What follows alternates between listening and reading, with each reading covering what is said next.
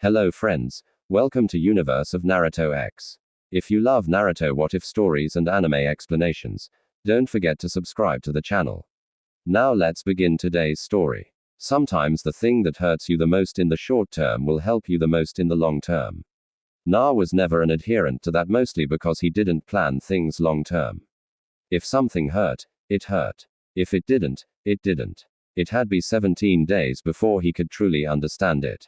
Now, however, he is emotionally exhausted, physically drained, and feels more alone than he has since he was a ch. Ild. Sununit Bachan earlier informed him Jiraiya was killed by the leader of the Akatsuki. Na didn't take it well. Instead of reaching out to the person who knew Jiraiya best, he lashed out at her. He said hurtful things he didn't mean and left feeling lost, ashamed, and certain he'd just burned a bridge. DGE with his surrogate mother figure. He retreated to his apartment so he could mourn in private. It was hard to accept his master was gone. Na desperately wanted to show Jiraiya his time and efforts weren't in vain.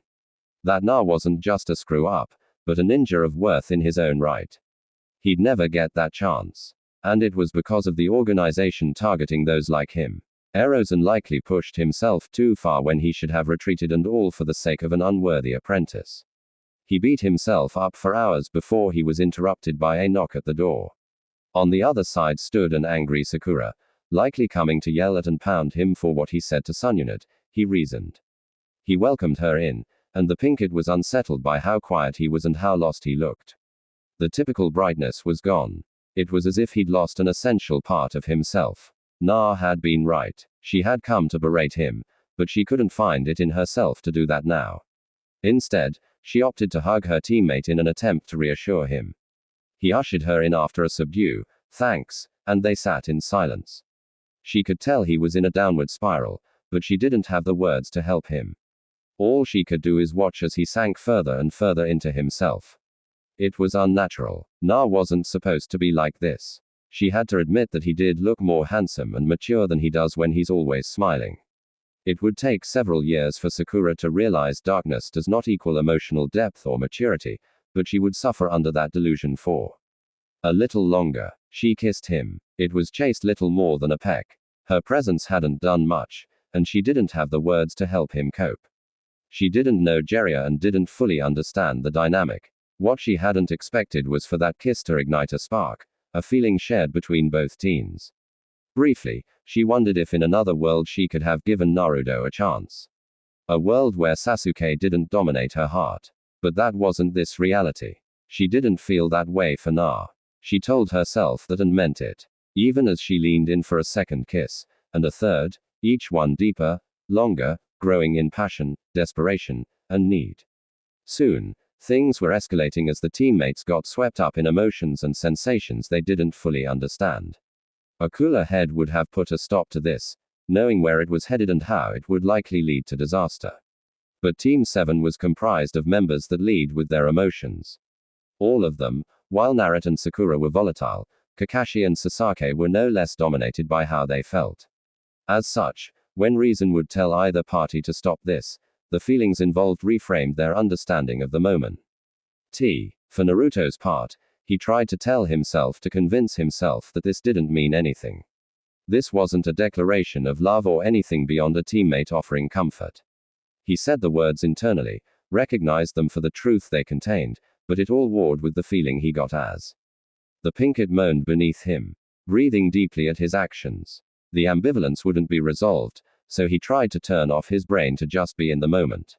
He concentrated on his actions and her responses, attempting to ignore it was the girl he'd had some form of affection for during most of his short life. But he couldn't. This meant something because this was awaken. She meant more. And while he didn't jump to thinking this meant they'd be together, it did increase the hope he had a chance exponentially. For the duration of their lovemaking, he didn't feel so alone. He didn't feel swallowed by a pit of hopelessness. Yes, Jiraiya was gone, and Naruto would always regret he couldn't prove himself to his master, but he still had precious people. And even if Jiraiya wasn't here, he could still make his master proud. Sakura had unknowingly accomplished her goal. She, however, was also waging an internal war. While she could freely admit other men were attractive, her fantasies revolved around one person. Even if she started thinking of another, she'd end up thinking about him. She always assumed he'd be her first and only, that it would be him that made her feel this way. Instead, it was the boy that stayed, that supported her, wanted her above all others. It was the boy she'd put in Sasuke's shadow and stubbornly never allowed him to leave, even when Sasaki acknowledged him as an equal. It was axiomatic. Na could never be Sasuke's equal. It wasn't fair. It wasn't right. But it was the extent to which she idealized the one. It skewed her view of the other. She felt guilty thinking about Sasaki during Naruto's time of need. He didn't start this, didn't initiate it, and would stop anytime she asked. But she chose to indulge in these acts to enjoy the excitement and pleasure she was experiencing. But even as she knew she was with Na, her mind still desired Sasaki, she still longed for Sasaki. And in her heightened state, as she felt her orgasm approach, she did what she's always done. I'm coming. Sasuke, she said, not fully aware she'd spoke another man's name. Not fully aware of anything as she rode out the wave of her orgasm. Not until she felt something wet hit her cheek. And then again and again, she opened her eyes to see Na, staring back at her in disbelief, but she did. Ain't understand why. What had she done? Then she remembered. She spoke her truest desire. Once she'd come back to reality, she was mortified at what she'd done. She wanted to apologize, to explain, to do anything to make it okay, but she couldn't. Na just quietly asked her to leave, not daring to look at her. Sakura wanted to stay, to explain herself, to do anything that would make him engage, even if it broke out into a fight, even if nasty, hateful things were to be said, because it couldn't be worse than what she'd done. In his darkest hour, she confirmed that her first thoughts would always be on someone else. She wanted to fight, but another part of her couldn't extend his humiliation. She'd done enough damage and may have ruined the relationship with her best friend and fiercest supporter. She quickly dressed and departed, hating herself for what occurred and hoping Naruto would forgive her someday. Na didn't feel his heart shatter. His world didn't come undone. He just wanted to close his eyes and sleep. Today came with too many hits to his heart. And while Sakura's was an unnecessary one, it wasn't the worst one. He just couldn't feel any more. He was tapped out. He needed the day to end. The next day did arrive and Naruto was summoned by to help decode Jiraiya's last message. It took him a while to be of any help, but eventually they discovered the cipher key and Na was told he'd be training with the toads to help him prepare. Before he left, he apologized to Sunyunad, his feelings of regret coming off him in waves. The Hokage hugged her surrogate son and forgave him, saying, "People often lash out when hurt." It was an unfortunate situation all around. Na was so shocked and so moved by her words. While Na is willing to forgive his enemies if they demonstrate a sincere desire to change, he knows very little of what it feels like to be forgiven. The villagers held the fox against him and any acting out was often attributed to it. When he screwed up, his every flaw was picked over or he was reminded enough that he couldn't believe people had moved past them.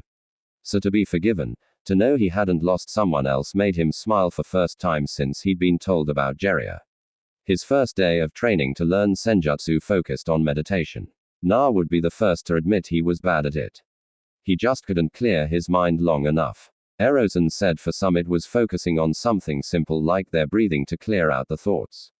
He figured that wouldn't work for Na as it had never worked for him.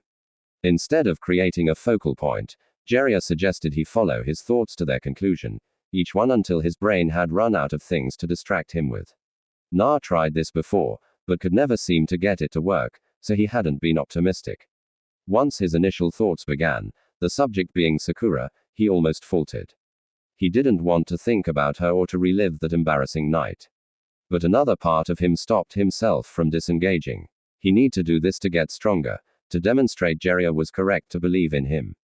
So he kept at it, dove deep into his thoughts. The first feeling was embarrassment. It was just emasculating to experience that. But Naruto pushed through. There was also hurt and some resentment. He knows Sakura isn't a bad person. She likely didn't plan any of that. And certain didn't say Sasuke's name to make him feel worse, but she was sometimes careless with his feelings. Not intentionally, but that felt worse. She just did it because she never really considered them, assuming his emotional depths were shallow. His crush on her ended that night.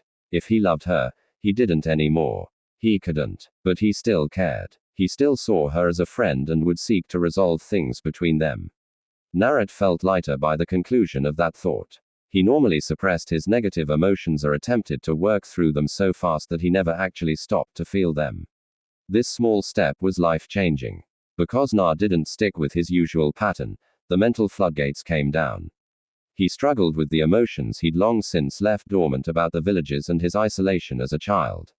He never meant to suppress his darker emotions. As a child, they were simply too big for him to handle without the aid of a parental figure to guide him. His little heart couldn't truly process it all. As he'd gotten older, it felt petty and pointless to revel in those thoughts and impressions. He distracted himself with his goals, with his training, with anything, as he felt it was the mature thing to do.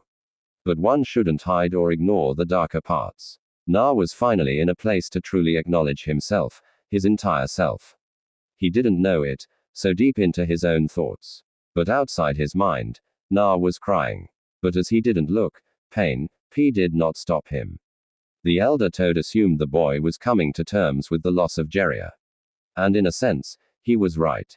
Instead of mourning, Naruto focused on proving something to Jiraiya.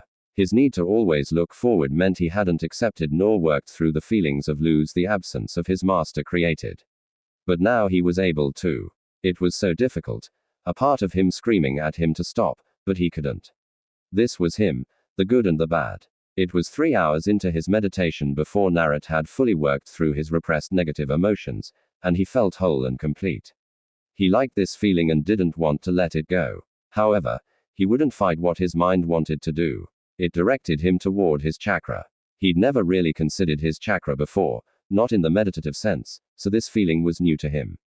His flow was fast and powerful. If he tried to direct it right, then it would be similar to trying to change the direction of a river through willpower alone.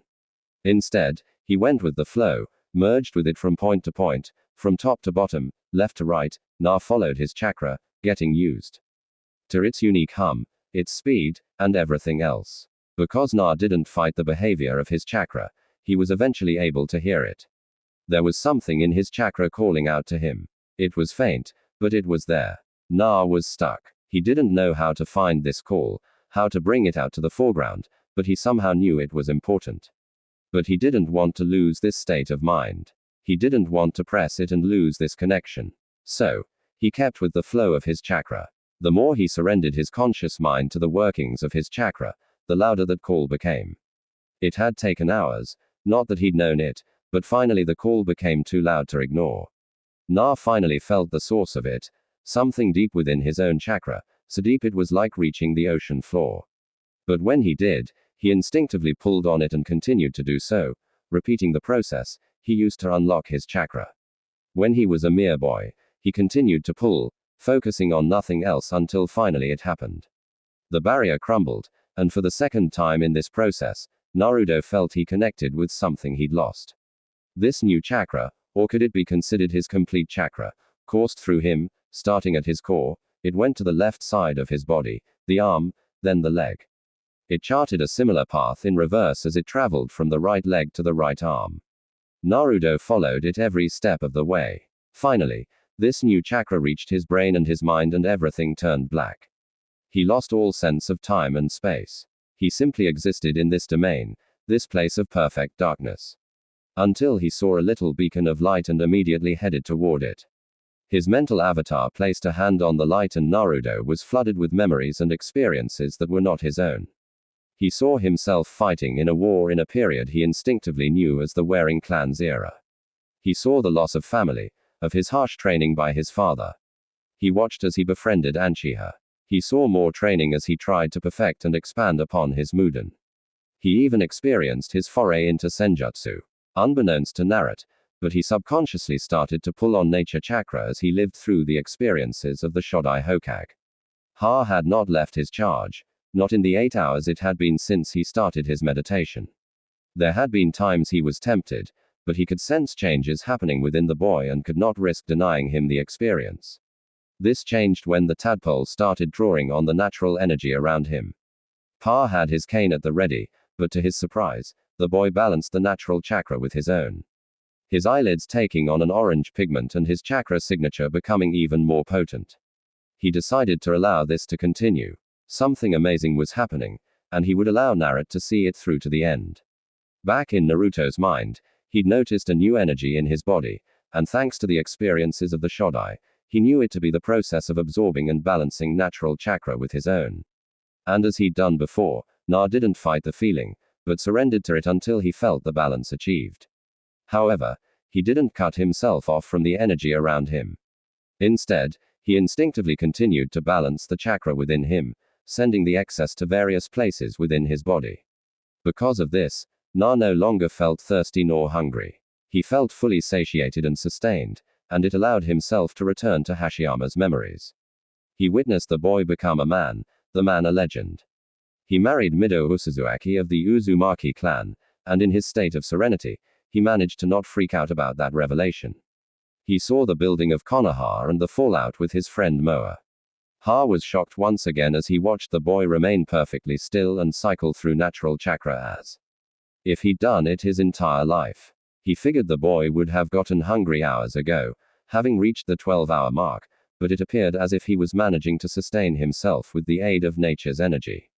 He'd considered that ability to be a myth to see it performed by someone who had no previous training nor knowledge of senjutsu. It was incredible. Eventually, Ma and Pa set up a rotation to keep watch on Naruto.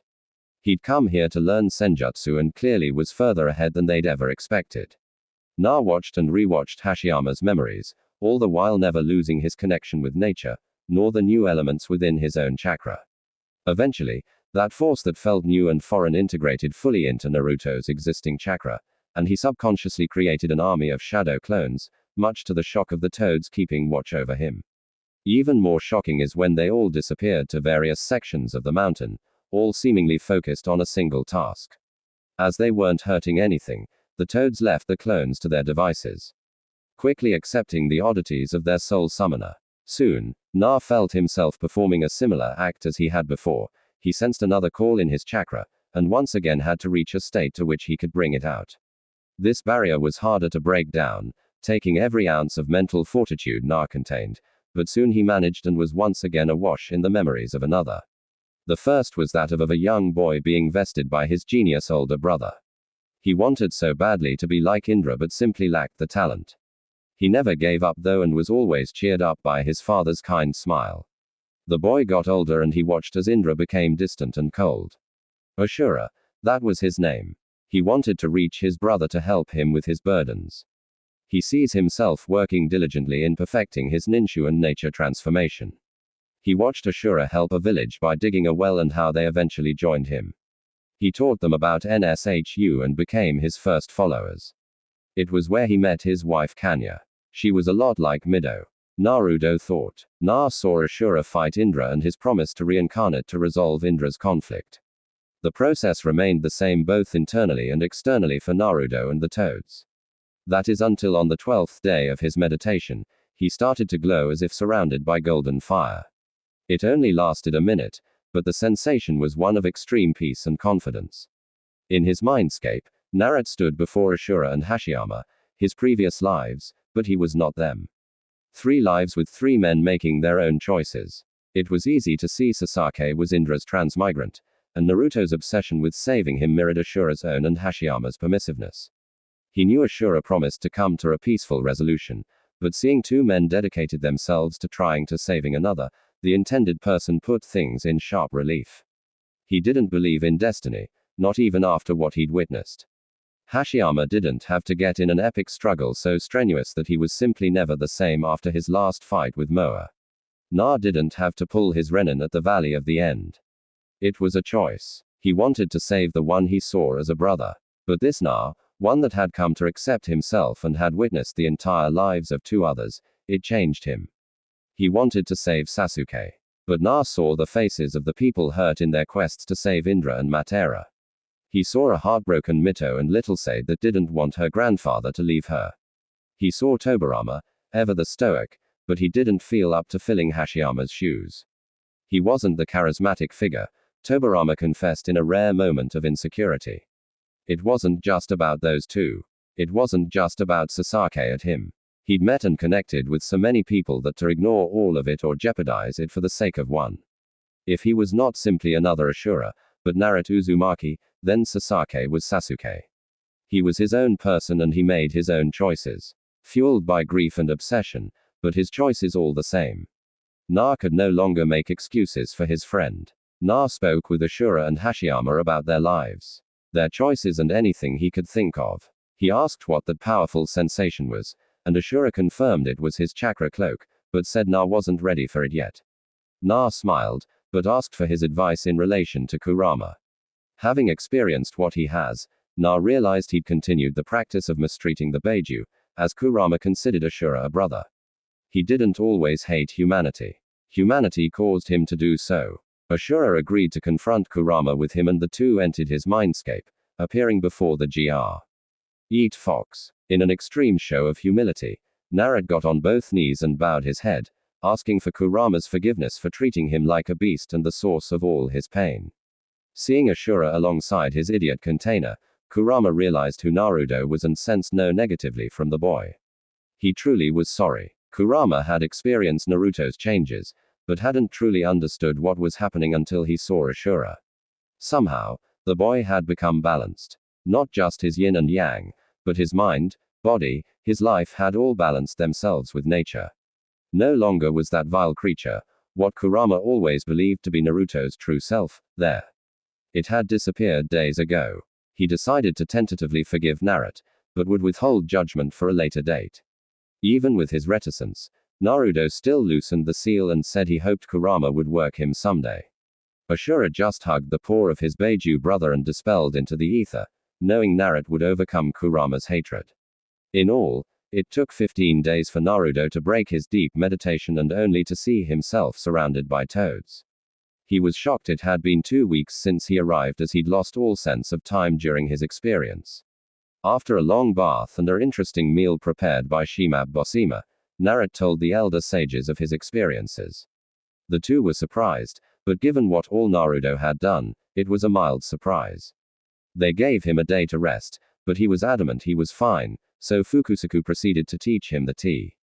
Ode-style sage techniques. The productive and peaceful days couldn't last, and Naruto was to return to Konoha as it was being attacked. When he arrived, he saw his village in tatters. No doubt there had been an extreme loss of life and the will of the shinobi appeared broken.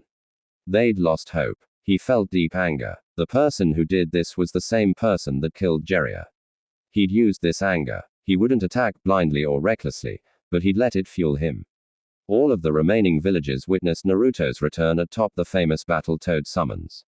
Many were hopeful the boy that defeated Gar during the Odo Sunyuna invasion could pull off another miracle. His friends just wanted him to be safe. None were expecting for the world to change. Naruto let Gamabunta and the other giant toads handle the summons. He'd focus on the bodies of pain. Thanks to Ashura's memories, he was aware of the abilities of the Renegan and reasoned that each body must represent a path.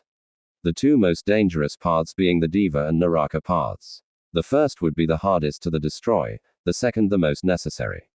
He shined to where the paths were.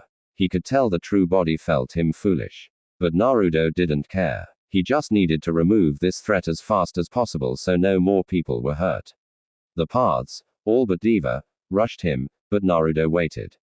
He wanted to get as many of them as he could. So, he remained patient. And then it happened. They were in range, and Naruto performed the necessary hand signs.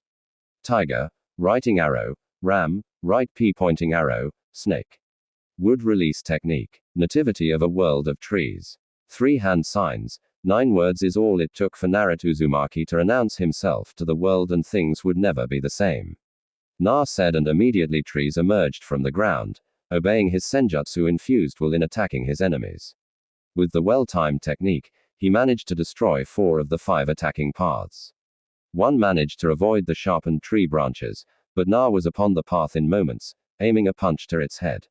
The path dodged, but was blown back by an invisible force. Its head destroyed. No one, not the villagers, not the div. A path. No one could believe what they had just witnessed. The rebirth of the Shodai Mokuden. To be unaware he could wield such power was inexcusable. Pain would be having a talk with Zetsu about this. However, he had to focus. While the boy may be powerful, he still didn't have the ability to rival nor defy a god. Na, not wanting to waste his advantage, blurred through more hand signs and stomped his foot, causing a dragon's head to appear from the earth. Said dragon began to shoot earth bullets at the last puppet. The Diva Path repelled the attack with his Shinra Tensei, but was forced to dodge another Naruto's sweetening jutsu, the water-style Wildwater Wave. Na kept up the N-jutsu barrage, watching the path avoid his attacks until he once again repelled them. 5 seconds. Na thought as his Sage mode ended. The ability has a small window of opportunity, but it would be enough. He created 2 more clones, dispelling one instantly, giving the other clones the command to keep up their attacks, but to get closer to the path. He knew it would lead to their destruction, but he wanted the path to close the distance between them, to start to get annoyed before becoming overconfident. End of his assured victory. And it worked. With a strange black rod, the path dispatched his clones and darted toward Na, who had long since emerged from his created forest. He watched as the div, a path raced toward him, and he decided to meet it. The 2 powerful figures closed the distance, but the div, a path was the first to attack, thrusting the chakra rod toward Naruto's shoulder. He lowered himself, allowing the rod to pass over him while sending a strike to the path's midsection, only for it to be caught. Na didn't let that deter him as he kicked the path in the leg just above the knee, causing it to release his hand and instantly formed a Rinnegan to end it. The path repelled Na, the force feeling like one of punches, and he was flung back, hitting the ground hard. He was in some serious pain. Kurama's chakra was already at work, but it didn't matter. His plan was about to come to its conclusion. Wasting no time, the last clone of Naruto's emerged from below ground and rammed a wind-style Rasengan into the final path, destroying it completely. The real Na regained Sage mode once again and could sense a faint chakra signature from the black rod. He decided to stab it into his hand and was immediately made aware of the real pain's body. 2 days later, a meeting of Konoha's elite was taking place with the daimyo, debating who should be the 6th Hokage to replace. Shikaku Nara had put forth Kakashi as a replacement, but Danzo vehemently opposed, saying he was from the lineage of the Sandaime, which caused the village's near destruction. He put forth his own name and was going to manipulate the daimyo. When Kaharu suggested something that shocked the darkness of shinobi, Narita Zuaki, Daimyo-sama, he should be's replacement. He's likely the strongest shinobi we have. He was an apprentice to Jera and has recently demonstrated the ability to use the Mokudan of the Shidaime. He's also untested and improven, a mere boy, Danzo countered. That defeated an enemy no one else could, and it would be fitting, Daimyo-sama, the son following in the footsteps of the father. Homura argued back. What do you mean? The daimyo asked. He is the son of the Yandai Hokage Manado Namikaze. Then I choose him. He shall be Besonade's replacement. Please alert him as soon as possible, the daimyo said and then excused himself along with the rest of the small council. Only the elders remained. I won't forget this betrayal, Danzo growled. Being so close to his dream and having it taken again, he felt no need to control his emotions. We have not betrayed you as we had no loyalty to you, nor was it owed. This village will be rebuilding itself. It needs to move forward. It doesn't need some twisted old man that hides in the shadows. Sununid has done a good job as our Hokage and Naruto will as well. Also, by having him be Hokage, he will no longer leave the village, thereby protecting him. If the Akatsuki attack again, they will face the might of the village and its new leader. Our time has long since passed. Danzo, new blood, new energy is needed now. Kaharu said, you're wrong. You'll weaken Konoha and that boy will destroy it. I will not allow that. I will never allow that. We know you think you are the only thing keeping Konoha from burning to the ground. Your delusions have grown with your age. It's a good thing we've had the entirety of the Ambu forces rounding up your route. We wouldn't want you to do something rash, Homer said, causing Danzo to twist his face in rage. Can you repeat that? Yes, Naruto-sama. The daimyo has chosen you to replace Sununid-sama as the 6th Hokage Sadura. Oh. I don't know what to say. Of course, I accept, though only until Bar-chan wakes up. So, what do you need me to do? They were standing inside recovery tent. It was one of the few places to find Na. The other was helping with rebuilding efforts or a training ground. A part of him wanted to freak out, even if it were only temporary. To be made Hokage at 16 was unbelievable, but he would take on the responsibility with the same zeal he tackled everything else. The Junin will vote tomorrow, but it is all but assured you will be approved. We think you should spend the day familiarizing yourself with your duties. The honeymoon period was short-lived, lasting exactly 1 day before things came to a head. Now Naruto finds himself in a familiar training ground, destroying the nearby trees with his fists. His very being craving mindless destruction. His squad of Ambu watch silently as the boy lays waste to invisible enemies with overwhelming force and endless stamina. He's been at this for 4 hours, creating more trees when he destroyed the existing ones. What stirred such rage? Sasaki. The team from Kumo reported his actions in the call for the Agokage summit. Sasaki allegedly joined the Akatsuki and abducted Killer Bee, the Gingariki of the Eight Tails. Na was calm in the office, directing the team to secure files to get information on Sasaki. He immediately ordered his former friend placed in the bingo book and agreed to attend the summit. As soon as they were out of the room, he shined away. What more does Sasaki want? Itachi is dead. Why would he join the very people that employed his brother? Na realized something was off, but frankly couldn't focus long enough to find out what.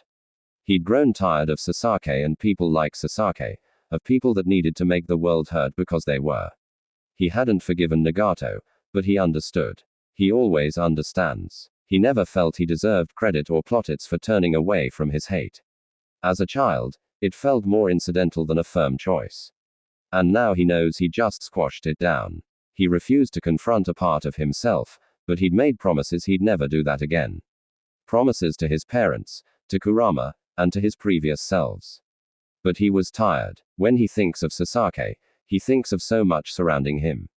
His humiliation by Sakura, all because of her love for Sasaki.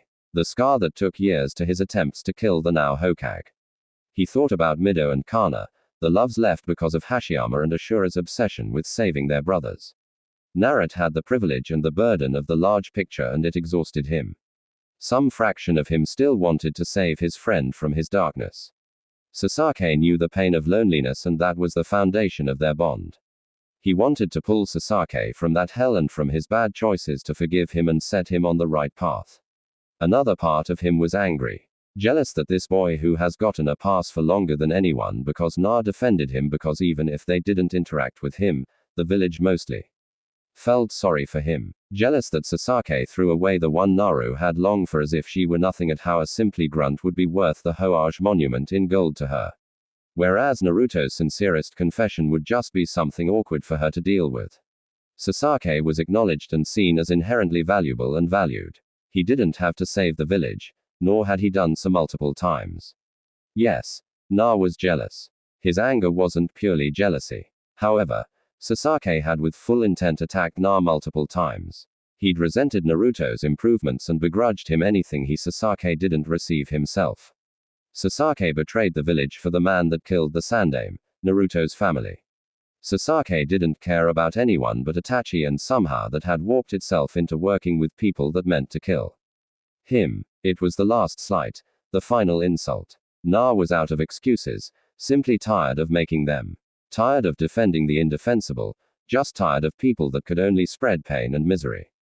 People whose very existence and example made others indulge in the worst instincts. People that cast a shadow of betrayal and misery over everything. People like Danzo. That was another thing. Someone killed the toad left behind to warn Naruto if something happened.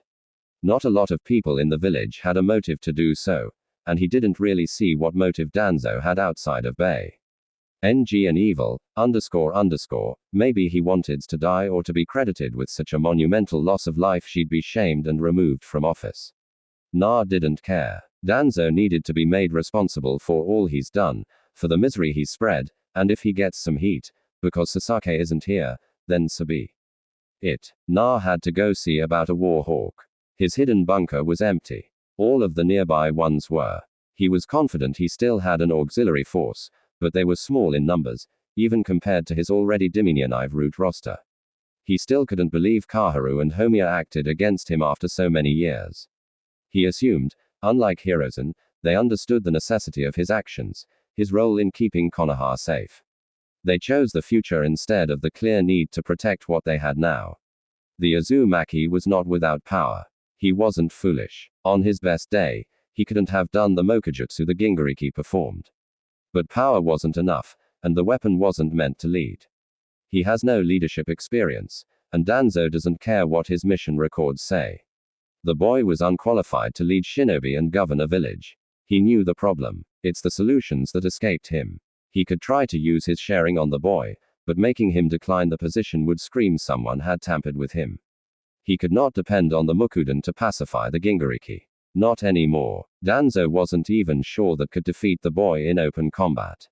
He could try to targets, hold her captive to get him to relent, but no other shinobi would follow him if it got out.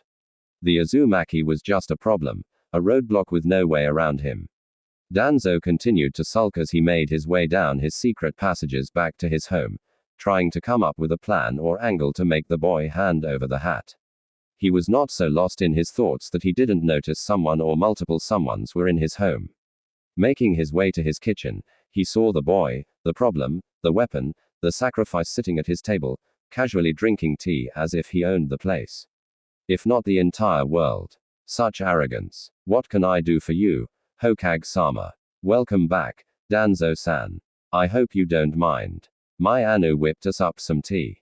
Cat makes a great pot. You flatter me. Hokage-sama spoke. Cat and Danzo fought back a sneer. Anu didn't speak even when spoken to. You ordered and they obeyed. Of course. How could I turn down a chance to share a moment with our youngest Hokage? Danzo said and sat at the opposite end of the table, one that comfortably sat 12. The Anbu poured Danzo a cup and left the tray so the man could add whatever he wished. Na waited until Danzo finished preparing his cup. You present something if a dilemma for me, Danzoan. How so, Hokage-sama? Danzo asked before taking a sip of his tea. He had to admit it truly was well prepared. A sign cat didn't train enough. Instead of making tea, she should have been learning more jutsu or something useful. Well, ignoring your illegal route operation, which the advisors were quite detailed about, you seem to cause trouble for the leaf. Nagato, known as Pain, was part of the group you worked with Hanzo to kill. Hanzo told him as much, so of course he wanted to punish Konoha and you for it. Gigi left details about your attempted assassination. I only had to order Yamato to divulge more information to get a full picture. I'd admonish Gigi for not executing you then and there, but I let my best friend drive a Chidori through my chest so I can't. However, I plan to learn from his mistakes. Regarding Sasaki or myself, both tell me, why did you kill the messenger? Toad Cossack. So you wouldn't return and be captured. Danzo replied and was instantly dismayed. He answered truthfully. Not as dastardly as I initially assumed, but as a toad summoner, I must seek justice for my slain summons. I'm sure you understand fully, but I don't plan to go easy, Danzo replied and was once again unpleased. He spoke his true intention. It doesn't matter. You don't have long left, Na said while waving his hand dismissively. Danzo paused for several moments until it dawned on him. The tea. Danzo gasped as he felt his heart tightening and his chakra go haywire, making it near completely uncontrollable. No, it was in your cup. I'd never ruin good tea. You don't have any Deus Ex suicide jutsu you're planning to pull, do you? I do. A seal that will cause an implosion, killing all of you. Guess it's good we're all shadow clones then. It was inspired. Hokage-sama. Thank you. Hair. Danzo had long since blocked out the banter between the alleged clones. He was sweating profusely and could only muster shallow breaths. Everything hurt and his muscles were cramping. It felt like he was entering rigor mortis before he even expired. He wanted to curse the boy Monado and Hazen. All had attributed to this, but the truth was he was always going to die like this. He lived an ignoble life, one dedicated to the shadows. You do not get to die peacefully when you live that way. As blood started to pool in his head, it offered a brief sensation of euphoria. While any that autopsy the body would swear, Danzo died an ugly, painful death. In his final moment, he was at peace, no longer needing to lie to himself or worry about a new plot or scheme. His time was over, and whatever became of Konoha was no longer his problem. He was free. When Danzo dropped, one of the shadow clones checked his pulse and confirmed the man was dead. Said clone of Boar wasted no time beheading the former route commander and burning his body. Naruto's clone dispelled so the original would receive the necessary information, which he did instantly. In the Hoage's office, only a series of blinks with a sign Na received confirmation the deed was due. Ne and Danzo had been neutralized. Now he was in a meeting with the two people he'd selected to escort him to the Gokage summit. Kakashi Hatake and Anko Midarashi. He pulled Anko from a mission given to her to locate Kabuto. He didn't know why, but something felt off. And while she'd jump at any chance to find information about an associate of Orochimaru, Naruto felt that drive left her compromised, willing to take unnecessary risks. He realized he couldn't save everyone, but he could at least minimize unnecessary risks. Instead, he assigned a team of Anbu to the task. His Anbu commander assuring him they were more than up to the task. We will be leaving tomorrow morning, 9 a.m. sharp. Is that a problem for either of you? No. Hokage-sama both replied, and Naruto dismissed them. A Gokage summit for a cage with virtually no profile was less than ideal. True, he has the experiences of Hashiyama and Ashura to draw on, but it isn't a faux pas he is worried about, but having to spend so much time to prove he belonged at the table to begin with.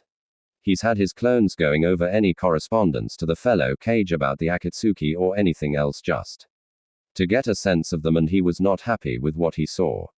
The Raikage only acted after his brother was taken. Not even when his other Jinchuriki was taken did he move to aid Konoha or share intelligence. He underestimated the organization, a show of pride. But now he expects the other Kage to hop to because the issue has personally affected him. Such a hypocrite. The Suchi Kage wasn't much better, having hired the Akatsuki to do various high-ranking missions on his behalf. His two Jinchuriki had not lived in their village for some years, so he didn't have a way to truly protect them. Though, had they been treated better, maybe that would not have been an issue. The man also seemed dismissive of anything that was not as old as he was. Na suspected a lot of mindless posturing from him. The Mazukage, he understood, she'd had no dealings with the organization, and one Ginuriki was someone she was actively trying to kill because he'd lost his mind, and the other had gone to ground during the Civil War. She was holding her nation together with guts and duct tape. There was a limited amount she could do. Even Gar hadn't been of that much help. His entire village unable to handle two of the weaker one-dimensional members of the organization.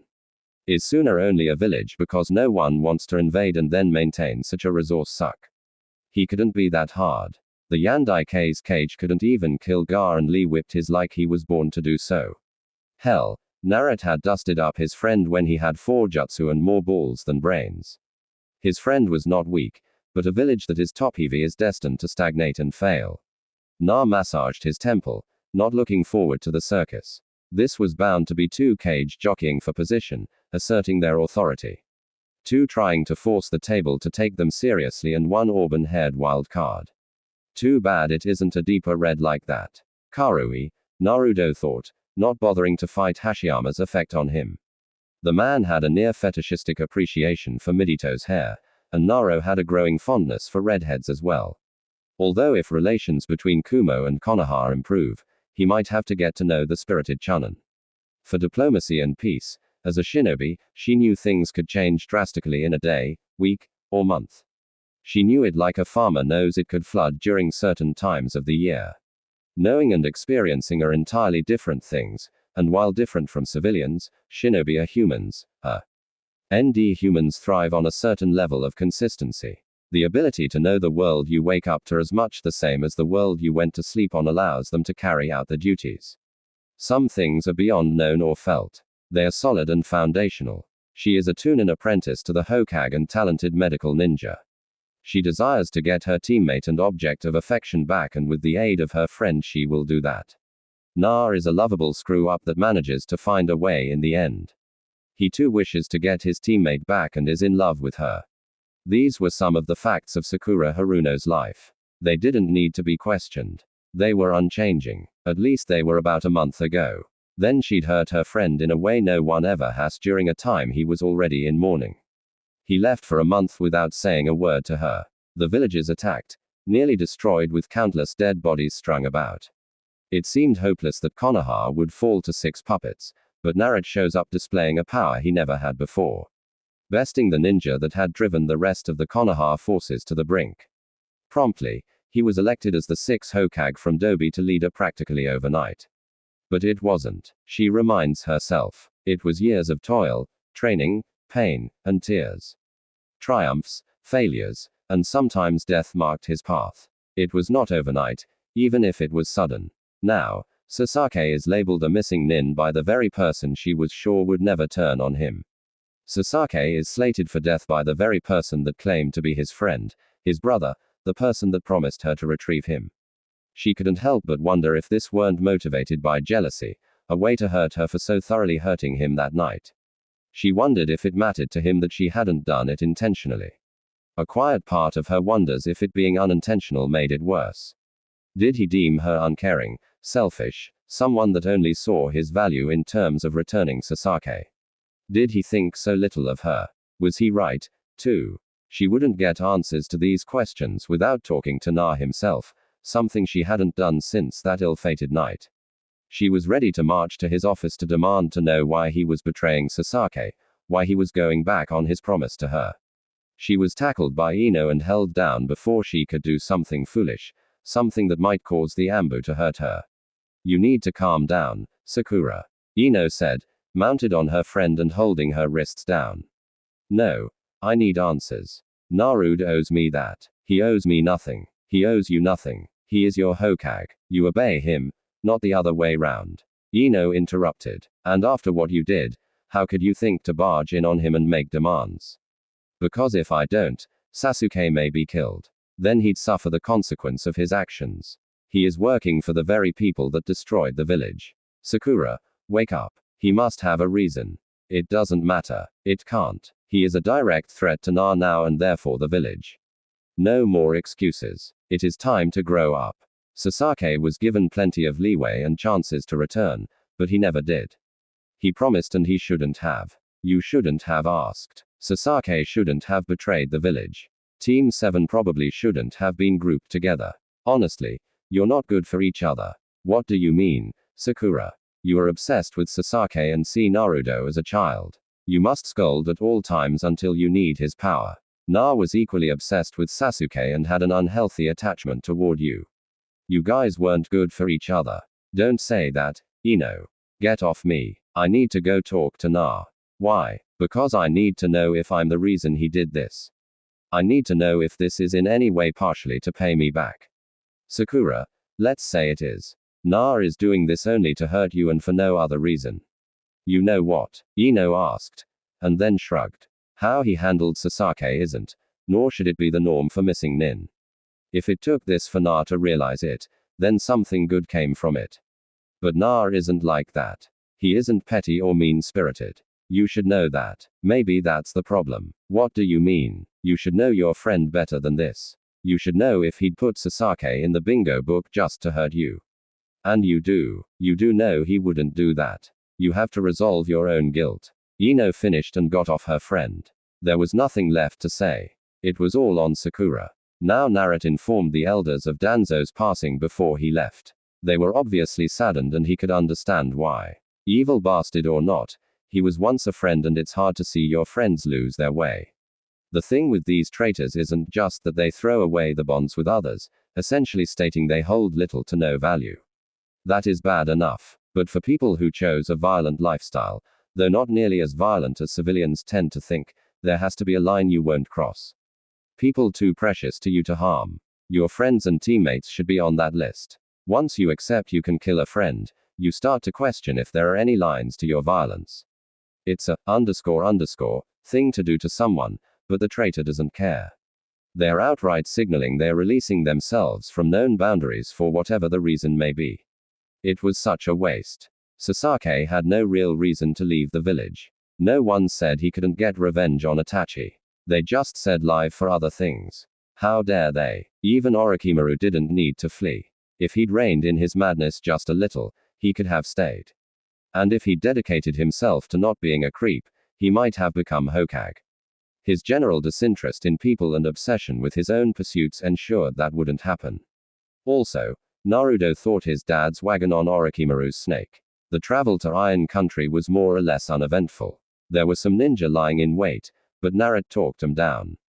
It wasn't even that stirring of a speech, But it worked and they went home. Kakashi-sensei was, as usual, pretending to be focused on his book. Enko was chatty, but it was nice. However, if she brags about defeating a cage in one move again, Naruto was going to tie her up and carry her the rest of the way. The kunoichi asked if he promised and if he'd spank her on the way there. He almost did it, but it wouldn't be professional. But on the way back to Konoha, what happens outside of Konoha stays outside of Konoha. So now here they were all 5 Kage and the leader of Iron Country, Mifune Dono. Na was wearing the Hokage hat along with a haori. Although unlike his father's, Naruto's was sleeveless. Underneath was a black long-sleeve shirt with orange trim, matching black pants and Shanghai shinobi sandals. When all had introduced themselves, they took their seats. The Gokage summit was about to begin. The Kage all sat at the U-shaped table, bodyguards above and at their backs. Mifune sat at a table placed at the opening of the U along with 2 attendants. I looked at the gathering and was unimpressed. Children. 2 of the 5 Kage were children. 1 was an old man with half his body in the grave. Only 2 of the 5 existing Kage were actually worth being considered formidable. At least according to the Raikage, Team Karabi had sent word was not the sitting Hokage, a casualty of the Akatsuki attack on Konoha. They wrote the sitting Hokage was one Naruto Uzumaki, the last student of Jiraiya and the Kyuubi Jinchuriki. If he'd ever managed to achieve a level of symbiosis that Kirby had, the boy would be a powerhouse. But power isn't the sole qualification of a Kage, and this wasn't the time to learn on the job. At least the other child Kage had experience, but experience all the same. Manado's brat or not, and I thought it so obvious. He wondered why Konoha had bothered to keep it a secret. The only people that didn't know existed within the village for Sage's sake. If the boy couldn't keep up, he'd be run over. Mifune made the introductions and called the meeting to order. I will begin, Gar said evenly, but before he could continue, he was interrupted by Unoi. To be a Kage so young, things are different now. Kage Hokage. Quite the accomplishment. You both must have been trained well. Except Kage in the terms of etiquette. Likely so. It is why I can be here as the Kage. Gar replied back, still no emotion in his voice. Suchi Kage-sama. There is no reason to make fun of him. The Mizukage said, please, Kage-sama continue. I am a former Gingari, one captured by the Akatsuki. I should be dead. It is thanks to the former and sitting Hokage that I am not. I consider the Akatsuki to be especially dangerous. I requested assistance from all 5 Kage. Only the previous Hokage answered my call. For such a dangerous group, our response has been too slow. Gar finished. Foolishness. If we cannot even protect our Gingariki, how can we exist as an example to other villages? It was only logical to handle this secretly. To work together for such an aim is absurd. And yet, we have been called together anyway, Naruto started. Except potentially all but one Buju has been collected by the Akatsuki. Absurd or not, the destination was the same. And instead of being proactive, we are now reactive as said organization is even closer to the goals.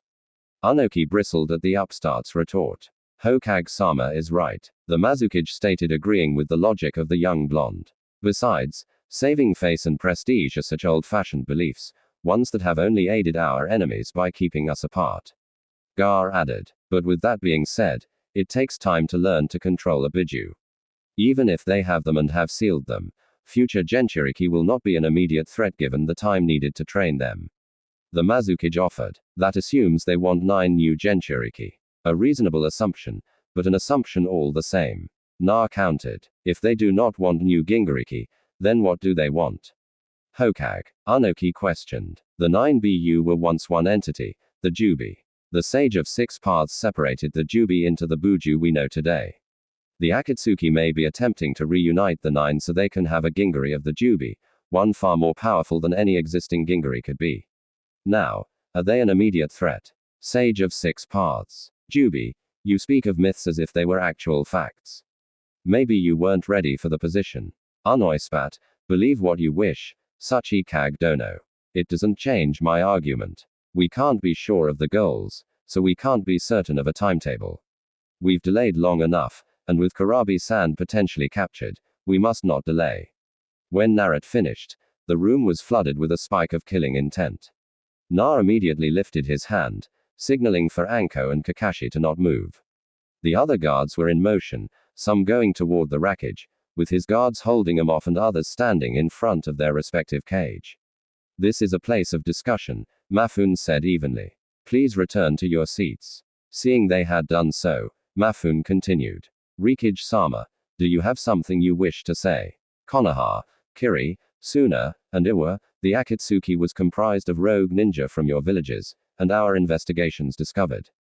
Some of you even used them. Used them, Gar said in shock. But the wreckage didn't respond. I don't trust any of you and I had no intentions of discussing this with you as to question your loyalty.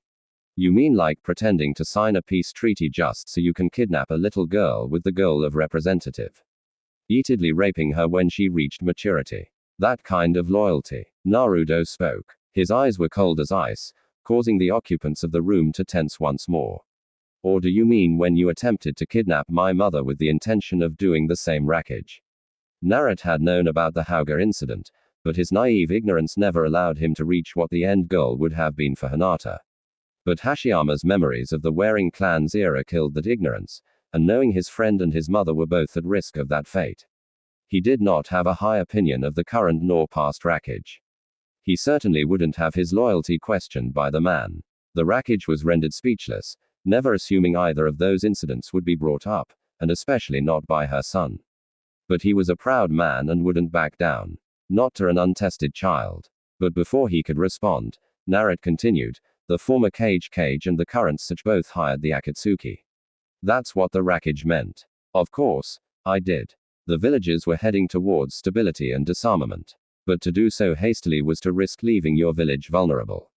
Training shinobi takes time, and with the wreckage ignoring the direction others were going, the Akatsuki was a convenient counter.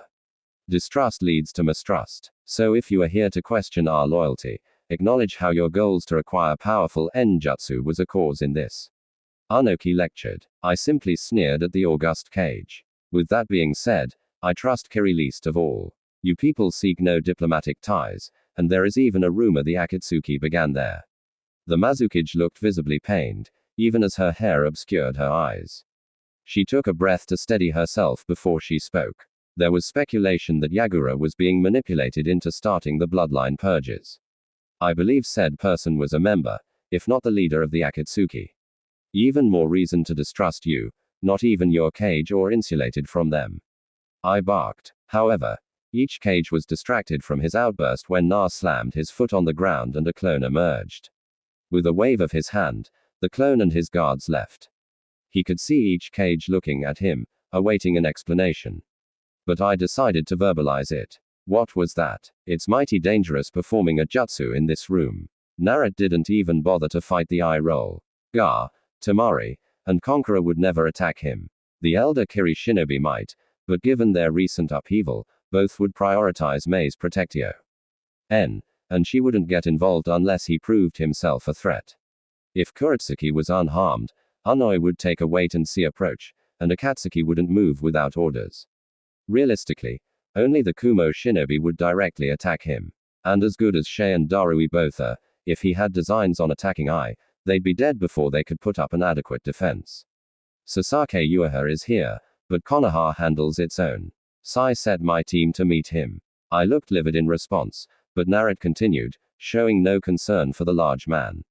Mafun Dono, if you have any way to contact your samurai, I'd request you pull them back. I mean, no offense, but I'd like to avoid unnecessary casualties. Mafun nodded and gave a single nod to the man standing to his right. I'm not sitting here when that little punk that abducted me is running around. And here I thought the Akatsuki were a pressing threat. Must not be if we can end a Goku summit for a personal grudge. Unoki spoke dismissively, but the other three Cage agreed with the sentiment. Fine, but let's get this over with. I barked, intimidating exactly no one. So, what's the plan? Enko asked as the trio ran to intercept the Uchiha. The hallways were wide enough to allow for the three to run with Naruto at the head, Kakashi and Anko flanking him at his back. They were making haste, believing Sasake may attack any on sight. The boss doesn't know much about his team, but they have a sensor and currently she's better at it than him. The clone said as they took a quick turn that would lead them to one of the open areas. How can you tell? Kakashi inquired. When a sensor gets into the range of another, they know. It's a chakra fluctuation thing, but hers was much more subdued than my own. Boss was surprised she was there. She was surprised I found her as fast as he did. As for the other two, I can't really say, but Boss created me with one intention. Sasuke either surrenders or he dies, and there won't be any speeches given today. Oh. It's get down or lay down time. I'm liking Hokage-sama more and more. Anko cheered. The trio continued to traverse the hallways until they finally ran into Team Taka. Sasuke looked bloodthirsty and had clear signs of having fought previously. The signal for the samurai to retreat had come too late. The area they were in had high ceilings, much different from the hallways. It also had many pillars throughout. The red-haired girl, a likely Uzumaki Naruto thought, looked out of sorts, but the other two seemed ready to fight if need be. So, you came yourself? Nah. You shouldn't have. Yours will be the shortest reign of any cage in history. Sasuke, __, that isn't the person I sensed. It's a clone. Karen spoke. You were too much of a coward to face me yourself. It doesn't matter. I'll crush you and then all of Konoha. You'll all pay for what you did to Itachi. To my clan, surrender or be executed, Sasuke. The wood clone spoke. How arrogant. Your beast couldn't help you last time, and it won't save you now. Sasano, Sasuke said in an incomplete of form. Just a rib cage and an arm formed. The wood clone wasted no time. His orders were clear. He formed the snake hand sign and willed his chakra to create a counterjutsu. The wood release. Advent of a world of flowering trees. As he didn't need to make many, the jutsu acted fast and Naruto wasted no time flooding the room sands where Kakashi and Anko were standing with pollen.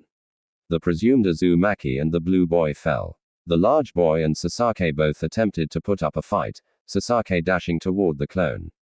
All three Konohan jumped back, avoiding the swipe of the ethereal arm and proceeded to create more space between them. A close distance battle didn't favor them. The wood clone performed the wood release underground roots jutsu and immediately willed the roots to bind Sasuke. The Avenger was momentarily taken off guard as his defense hadn't immediately rendered the wood inert, even managing to impede him. This only enraged the Uchiha as he pumped more chakra into the construct, causing it to develop a second arm. Sasuke didn't visibly react to the further development of his ultimate defense. The agony the jutsu put his body through and the attempt to fight off the pollen's effects as it was still in T. He air neutralized whatever triumph he would have felt for his accomplishment. Instead, he lumbered forward, intent on dispelling the clone and killing Kakashi and Anko. The clone continued its assault as more and more wood spikes or vines emerged to stop the Uchiha.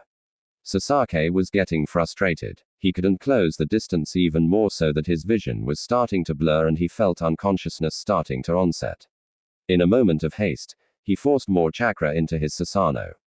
But his body wasn't prepared and the sharp spike of intense pain caused the jutsu to falter and Sasuke to fall to his knees. None of the Konohan wasted time. Anko being the quickest on the draw. Her kanai sailed through the air. Sasuke noticed the kanai, but it was too late as it left a deep gash on the right side of his torso. Reflexively, he unleashed an Amaterasu and the wood clone countered with multiple wood pillars, giving the Konohata team time to avoid the intense flames. Sasuke grabbed his side. The cut was deep, potentially, but not immediately fatal. He knew he needed to get to Karen and headed toward her as fast as he could. Unfortunately, his body was taxed to its limit. Being forced to use Susanoo to the extent he had along with his grueling battle with Kurabi meant Sasuke wasn't at peak condition. His chakra coils were straining. His eyes were as well. All this left his reactions dulled, making him barely react in time to dodge Kakashi's high kick. But in his move to avoid the attack, he only caused his wound to worsen. Now he was in a bind. Kakashi was between him and his medic, the clone and Anko were likely behind him. He prepared himself to activate Susanoo one last time before he felt something grab him and pull him toward the ground. He assumed it was the same jutsu Kakashi used during the Genin exam until he saw the eyes of Zetsu and relaxed as the Akatsuki member extracted him from an untenable situation. What the was that? Anko shouted. Ma Anko-chan. I'm guessing it was another Akatsuki member. Unfortunately, I know nothing about him. Neither does the boss. And why was Sasuke running back toward his team when he got injured? Even if one were a medic, they are unconscious.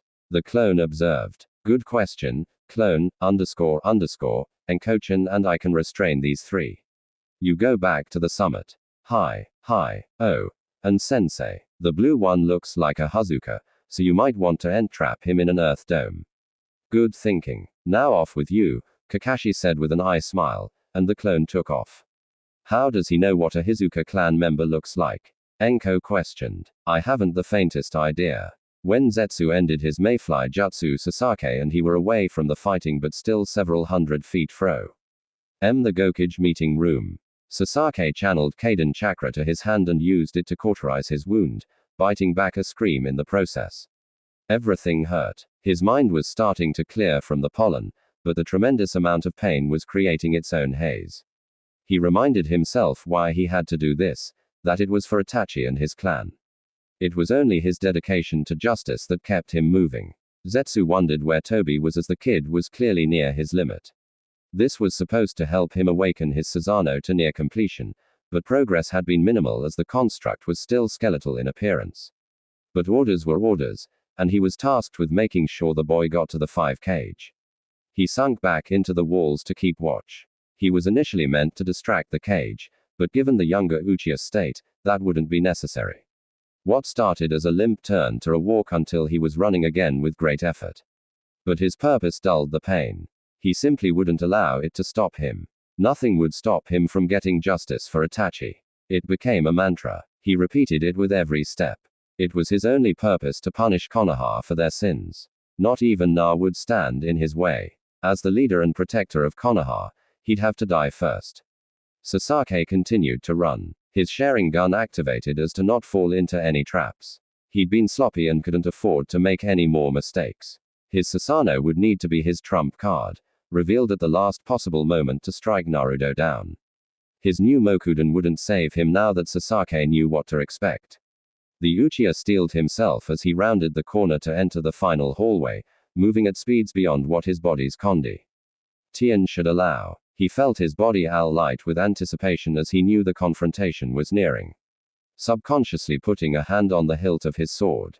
And then at once his forward progress stopped. Standing in the hallway 30 feet from him was his intended victim. Na was standing there waiting on him. The blonde's face showed no emotion and his arms were crossed at his chest. Sasaki gripped his sword tighter only to be blasted with Naruto's killing intent. It didn't affect Sasaki like his experiences with killing intent in the past, but he had to admit it was impressive, strong enough to crack the floor. What Sasaki didn't know and didn't realize until he felt the pain in his back was that Naruto's killing intent was meant to mask a chakra spike from the wood clone behind him. The clone unleashed a water release, gunshot drilling the Uchiha and hurtling him forward. The clone followed after Sasaki, but the Uchiha couldn't pay it any attention, as the real Naruto met Sasaki with a ringan to the stomach. Agonizing would be an apt description of how the jutsu felt, but the Avenger wouldn't relent. Mustering up his chakra, Sasaki planned to launch an Amaterasu at Naruto before the blonde could dodge, but his line of sight was forcefully altered when the clone grabbed Sasaki from behind and bent backward, forcing Sasaki to see the ceiling of the hallway. In his distraction and anger, Sasaki didn't realize he'd lost something during the exchange until the clone stood upright again and Sasuke's chakurudo covered with wind chakra swept across his throat. His last view was of Naruto holding his sword in a reverse grip of his left hand, the cut coming from the opposite side. The internal bleeding caused by both Anko's kanai and the ringan along with the severed arteries in his neck. Nothing could save the Uchiha heir. He closed his eyes, never to open them again. At 17 years of age, Sasaki Uchi died in the land of iron. A traitor, criminal failure. Only one in the meeting room could see what transpired, and he was impressed at the display. Na bent down to his friend after requesting his clone retrieve Ga. He was ambivalent about what he'd just done. Not because he thought there was another way, Sasaki had demonstrated there was not, but because of how much of a waste this all was. 3 lifetimes thrown away in pursuit of revenge masquerading as justice. It was all a waste. But at one time, this man was his friend, one of his first. And for that reason, he'd spare a few words. In life's struggle, in death, peace. Be at ease with your precious ones. Sashake. Let go of your grudge, Indra. Your ambition is not greater than the collective wills of the shinobi nations. Let this be the end. Let it be enough. Na collected the scabbard of Sasek's sword and sheathed it. Just as Gar entered the hallway, he saw the body and understood what Na wanted. He saw no need to make his friend request it directly. He summoned his sand and crushed the Ikeha's body completely, leaving nothing behind but faint traces of blood in his sand. He placed a hand on Naruto's shoulder, the two looking into each other's eyes for a moment. No words were needed. Na nodded and headed back into the room with his fellow Kage. Internal upheaval or not, he still had a village to represent. Na said nothing as he walked back into the room, calmly taking his seat and waited for the meeting to continue. Gar did the same. The other three Kage were impressed that Na could kill his teammate and return. As if nothing happened, they wouldn't expect someone so young to manage it. As Naruto hadn't been hardened by war, Mafune watched the two youngest members sit and took it as his cue to resume the proceedings. Before we were interrupted, we were speaking of the Akatsuki and the goals. Whatever they may be, we all acknowledge they're a threat that must be eliminated. I propose an alliance between the 5 great hidden villages and the samurai of Iron Country. An alliance of that scale has never been seen. Anoki stated, a threat this significant hasn't either. One organization gaining almost all of the Buju is potentially catastrophic no matter why they want them. May countered. Agreed. I grunted. The question is, who will lead us? As a neutral party, I believe I should choose. Mafune reasoned. He knew the shinobi would never accept taking orders from a samurai, not as the supreme commander, so he had nothing to gain in his selection. All of you are leaders of your respective villages, and I don't doubt that even the newest Kage among you has demonstrated his title is not for show. But to lead a shinobi alliance is something even beyond the necessities of being a Kage. With that being said, none of you are ideal for this position. I don't know. You allow your emotions to control you. And while your shinobi may accept it, others will not. They must trust your decisions are made with a clear and focused mind. Maidono, as it has been pointed out, Kiri rarely engaged in diplomacy, and as such very few know anything about your shinobi, or you asking the other villagers to trust you would stress the alliance before it ever took hold. Mafune stopped to face Unoi Uno Dono. You are simply too old. Before the aged Kage could answer, Mafune continued, you conversely are too young. That leaves Konoha and the Hokage. If Tsunade Dono were here, I'd pick her without hesitation. Not only has Konoha had the most experience with the Akatsuki, but has eliminated more of its members. I believe you, Naruto Dono, have been involved in several of those skirmishes. Am I correct? Hi. And yet, even with you having the greatest amount of experience facing them, I cannot pick you. You're too new, having only recently gained the title and haven't demonstrated your ability to lead. Fight. Yes. Lead. Not yet. Then there is your status as a Ginryuki. You'll be a target of the remaining Akatsuki, and it may be wise to keep you from the battlefield. Ultimately, the perfect choice is not needed. Only the best. I'd recommend. Oh. Don't I get a vote? Asked a voice that appeared in the center of the room.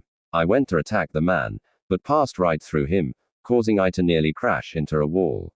I mean, since all of this is about my organization, shouldn't I get to weigh in? Seems only fair. Who are you and what do you want? I shouted. Me. I'm just a humble man with a goal. You wouldn't mind handing over the last 2 Gingari, would you? I'd greatly appreciate it. B's not dead. Not yet. But it hasn't been from a lack of effort. Now, speaking of Gingariki, Naruto, you've been a very bad boy. Killing poor Sasaki because he wanted to revenge his clan. How heartless of you. The man in the orange and black swirled mask said. He saw Na only stare back at him blankly as if he were bored. No words. That's fine. I'm sure you'll be plenty chatty when I rip the Kayabi from you. No time like the present, Na said evenly. Don't be in such a rush. Your turn will come. Now, it seems you all have been plotting against me. I don't appreciate that. Why not work with me to achieve my goal? The masked man asked. And what is your goal? May questioned. World peace through an illusion strong enough to affect the entire world. Ain't that grand? And all you have to do is let me take the Gingari when I want to. Surely 2 more lives would be worth it for peace. You're a lunatic. Unoi bit out. Do you all feel that way? Toby asked and saw several head nods. Fine. Since you won't help me, I guess I'll just have to declare war on all of you. You're one man. Why should we care? Nah. You're really playing this cool, aren't you? Maybe you'll care when your precious comrades are dead at your feet. I mean, if your father couldn't best me, what chance do you have? My father made you run away with your tail between your legs. You'll forgive me if I'm not overly concerned with your threat level. Cold as ice, your end will be all the more enjoyable because of it, the masked man said, preparing to depart. You should know something before you leave. Na said, oh, really? What's that? This right now was your absolute best chance to get me. If you leave now, you'll live just long enough to regret it before I put your lights out. I look forward to it, Na. I really do. So much so that I, Materia, declare the start of the Fourth Shinobi War, the alleged Ma said before disappearing into his spatial rift. We need to start amassing our forces quickly. Mafun, have you chosen? I barked out his question. Mafun chose to ignore I's lack of decorum and respond. Yes, you would be the best choice and the supreme commander of the allied shinobi forces. Good. Then we have no time to waste. Each of you will go back and mobilize the entirety of your shinobi corps. Each cage will be a commander of a specific division, but we'll sort out how to divide our people up once we come together again. The only exception will be you, brat. Mafun was right. If that man is after you, then getting you and be somewhere he can't find you is paramount. No, we don't have time for this. I yelled. You think already my people for war and allow you to sideline me while you to command them. You're either legendarily stupid, arrogant, or both. If Konoha marches, it's because I led them. I won't be put in the corner, Naruto said, nearing the limits of his patience and temper. You don't have a choice, boy. If I tell you to stay away from the fighting, you will. I shouted, standing up to his full height as if to dare Na to challenge him. Naruto's bangs hung over his eyes, his face shadowed as he got unnervingly still. He spoke barely above a whisper, having his fill of this man and his orders. Order me again, and Kumo will need a new rackage. Believe it. As Naruto finished, he shot up, unleashing the entirety of his chakra presence, causing the table before him and ground underneath to crack and crater. The room was once again on edge as the two cages stared each other down. Each of the cage's seconds were ready to act, many wondering about the intelligence of the Hokage as he was still alone. Those that knew Na were shocked at his show, having never seen this side of him.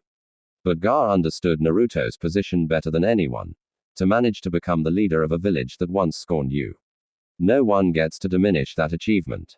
And Garu would not have tolerated being relegated to a Jinchuriki when he was trusted with the safety of his people. If fighting broke out, he knew whose side he'd be on.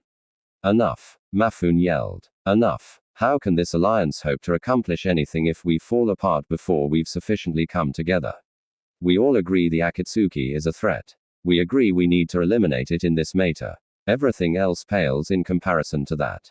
As long as I am Hokage, not a single member of my village will be party to this alliance if you attempt to keep me from the front lines.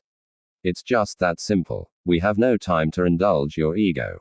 Boy, when your enemy tells you what they want, you keep it from them.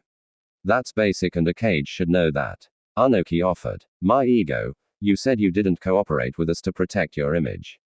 Almost none of you have done a thing even when you were warned.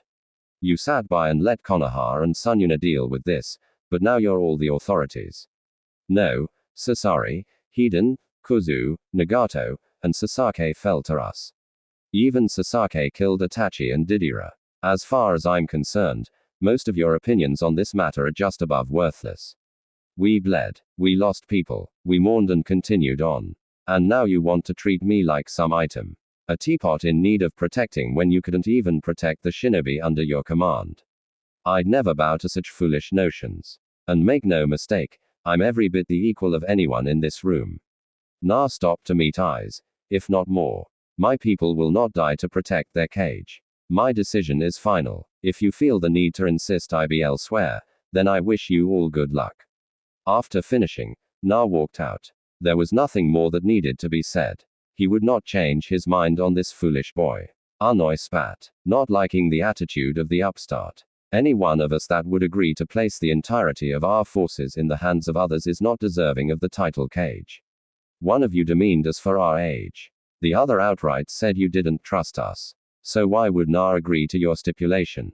Said Gar in response. Because it's what is needed. We're going to war. There is no time for grandstanding.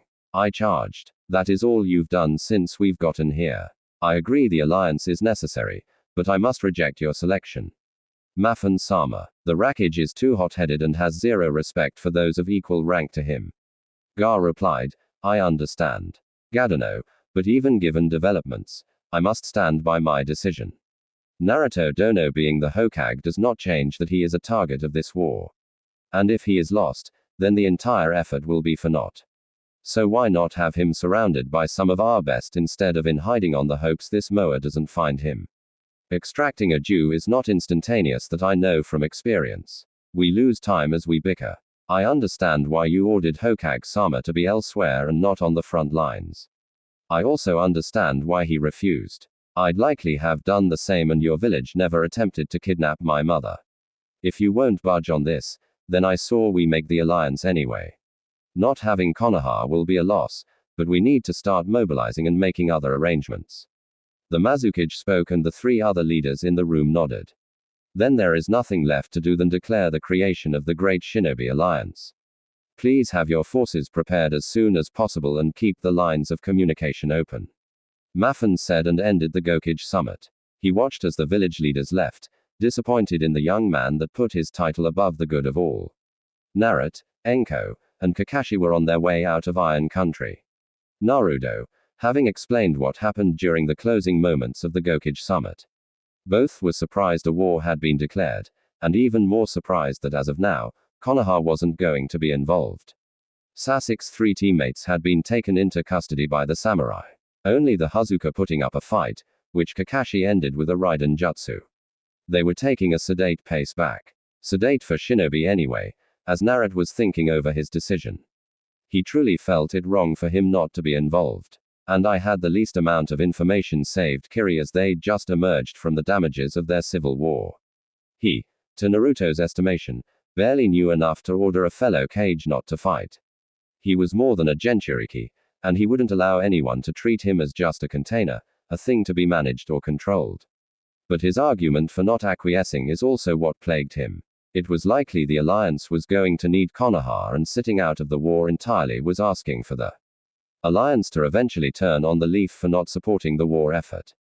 He'd do all he could to crush such an alliance, but the damages would still be significant and it may cost him his life while leaving the world in a worse place. Another cycle of war of hatred would be sparked and nothing would change. But how could he tell his people to go fight in good luck? It was one thing to order people take risky missions while he sat at a desk. Hashiyama's memories were good for learning to accept that. But war is when the Kage step up. Commanders, generals, and the people that face the challenges their shinobi can't. So the most significant threat to face the elemental nations potentially ever. And he was to hide. He didn't hide from Nagato. And he knew the Renegan wielder could have defeated anyone in that room. He would keep an eye out on the situation, have his shinobi ready to move at a moment's notice.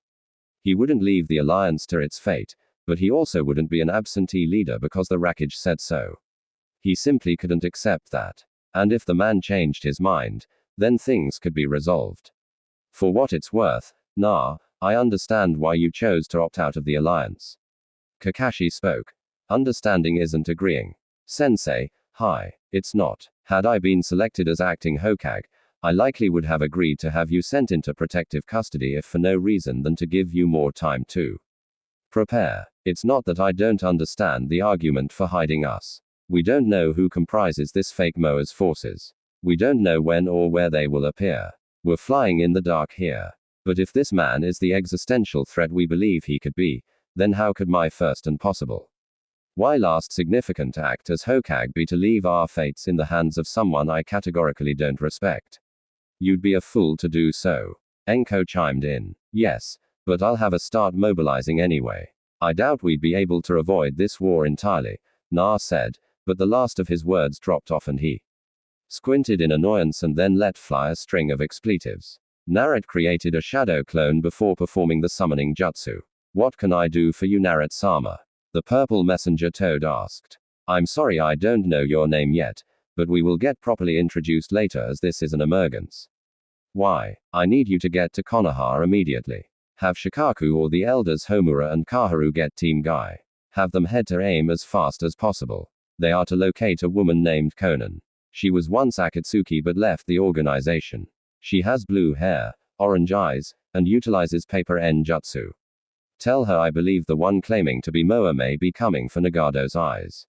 I'll be on my way as well. Also relay that this guy has a space-time N-jutsu that allows him to be immaterial. You can't touch him, but he also can't touch you. It also allows him to teleport, but that's all I know of his abilities. Now, please go. The toad dismissed itself in due haste. I need you along with my shadow clone to get back to Konoha, so double time it if need be. You'll inform everyone of what occurred during the Gokage summit. Naruto, what's going on? I let Konan take Nagato in his eyes. I didn't seal them or anything, and that fake Moa, if he hasn't already, will likely try to get them and kill Konan for betraying him. I don't have a lot of time, and she's one of Jerius' last living students. Damn it, I shouldn't have just let her leave, Naruto said, berating himself for such an obvious mistake, one that may cause grievous harm in the coming days. Each shinobi departed toward their intended locations as nothing more needed to be said. Anko and Kakashi made it to Konoha in a matter of hours, fighting off exhaustion by using a chakra pill each as they reached the gates. The guards tried to say something, but neither Junin paid attention as they made their way to the Hokage Tower. They had no time to waste. As things blurred past them, they arrived at the tower and demanded to see whoever was in command. They entered the Hokage's office to see Senju looking fully recovered sitting at her desk, her fingers steepled together as she looked at the incoming shinobi. Kakashi, what the hell is going on and what has my Gaki gotten himself into? She asked, and even as serious as things were, Kakashi did a very Naruto-esque thing and rubbed the back of his head while he chuckled. It's a rather long story, Sama, but the short version is the leader of the Akatsuki declared war on the 5 great shinobi nations.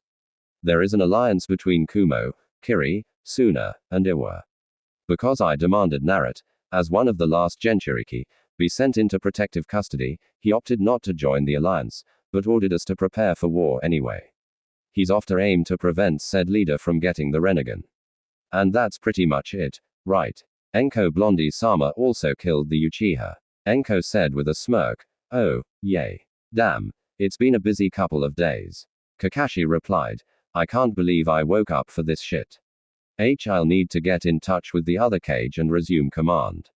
Will you follow I's order and have Na sent away? Yes. I don't agree with it. And if the stories I'm hearing of his new abilities, he'd be a bigger asset in the field. However, if Konoha isn't a part of this alliance, we potentially made an enemy out of the rest of the major villages. You think Na should have agreed with I? Enko asked. No. He had no idea of my status. I'd have been disappointed if he had agreed. Although I is a blowhard bullying, I'm surprised Na didn't challenge him to a fight. Sunyunad said with a chuckle. Well, Anko said he challenged the Rakage to a fight. We weren't in the room at the time, Sunsanade-sama. But Naruto said what's the word? I'm looking for Anko. Threatened. That's it. He threatened to kill Isama if he issued Naruto another order.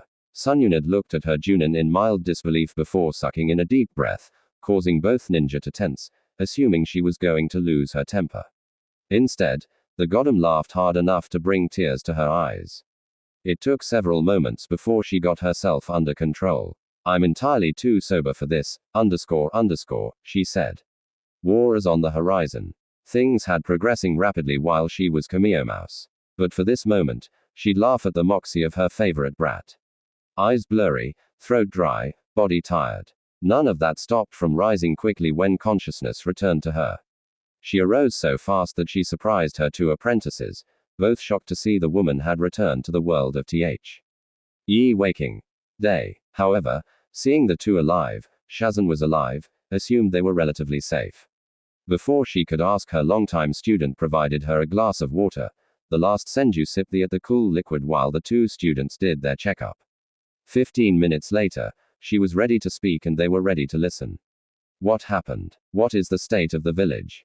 The village is fine. Recovering Sunyunad-sama. The ninja attacking Konoha was defeated shortly after you lost consciousness. After his defeat, somehow all those who were killed in the attack were brought back to life. How is any of that possible? Sunyunad asked in disbelief. Narakun-sama. He defeated the Akatsuki and somehow convinced the man to undo what he'd done. It was amazing. Sununad-sama. Naruto has the Mikuden. What the goddamn? Shouted. Shazan just continued. He does. He used it to defeat the attacker and to help restore the village. There's something else you should know. Sununad-sama. Because of your condition, a new acting Hokage had been selected. Who? Kakashi. Please tell me it wasn't Danzo. It was Naruto-Tsunade. Shisho. Sakura spoke for the first time. So the Gaki did it. Where is he? Buried under a mountain of paperwork. Actually, the Rakkage called a Gokage summit Sinaran left a day ago to attend. Oh. This can go really well or really poorly.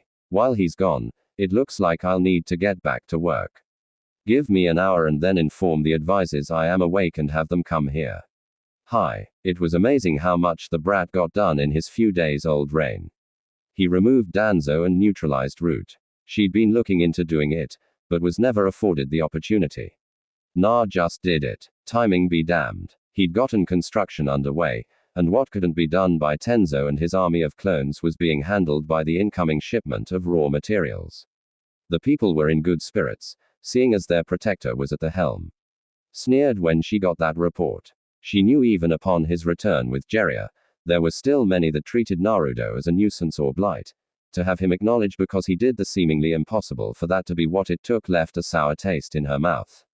But she'd have to get over it or deal with it later as there was too much to do. She was happy to be kept busy instead of wearing a hole in the ground, pacing back and forth with worry over the Gokage summit. When Anko and Kakashi stormed into her office, noticeably without Na, she had to fight down the dread threatening to overtake her. Their report didn't actually make her feel better.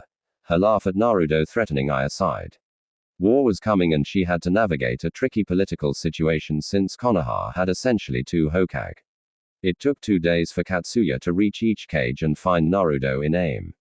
Naruto, I'm sure Katsuya-sama informed you why I sent her to find you. Yes. Hi. Welcome back, Hokage-sama. Naruto said, which mildly surprised her, but she appreciated what it meant. He was showing difference, acknowledging he wasn't acting village leader anymore. We're wasting time, Sununad. Get on with it. I barked and she heard a tisk in response.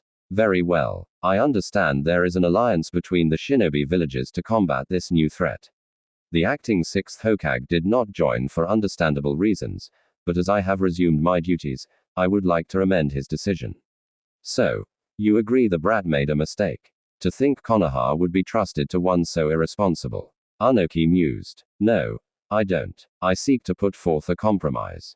Na will be held in a different location, but should his talents and abilities be needed, he has clearance to enter the fray. No deal. I'm not here to make deals. The war is for him and B. They need to stay hidden.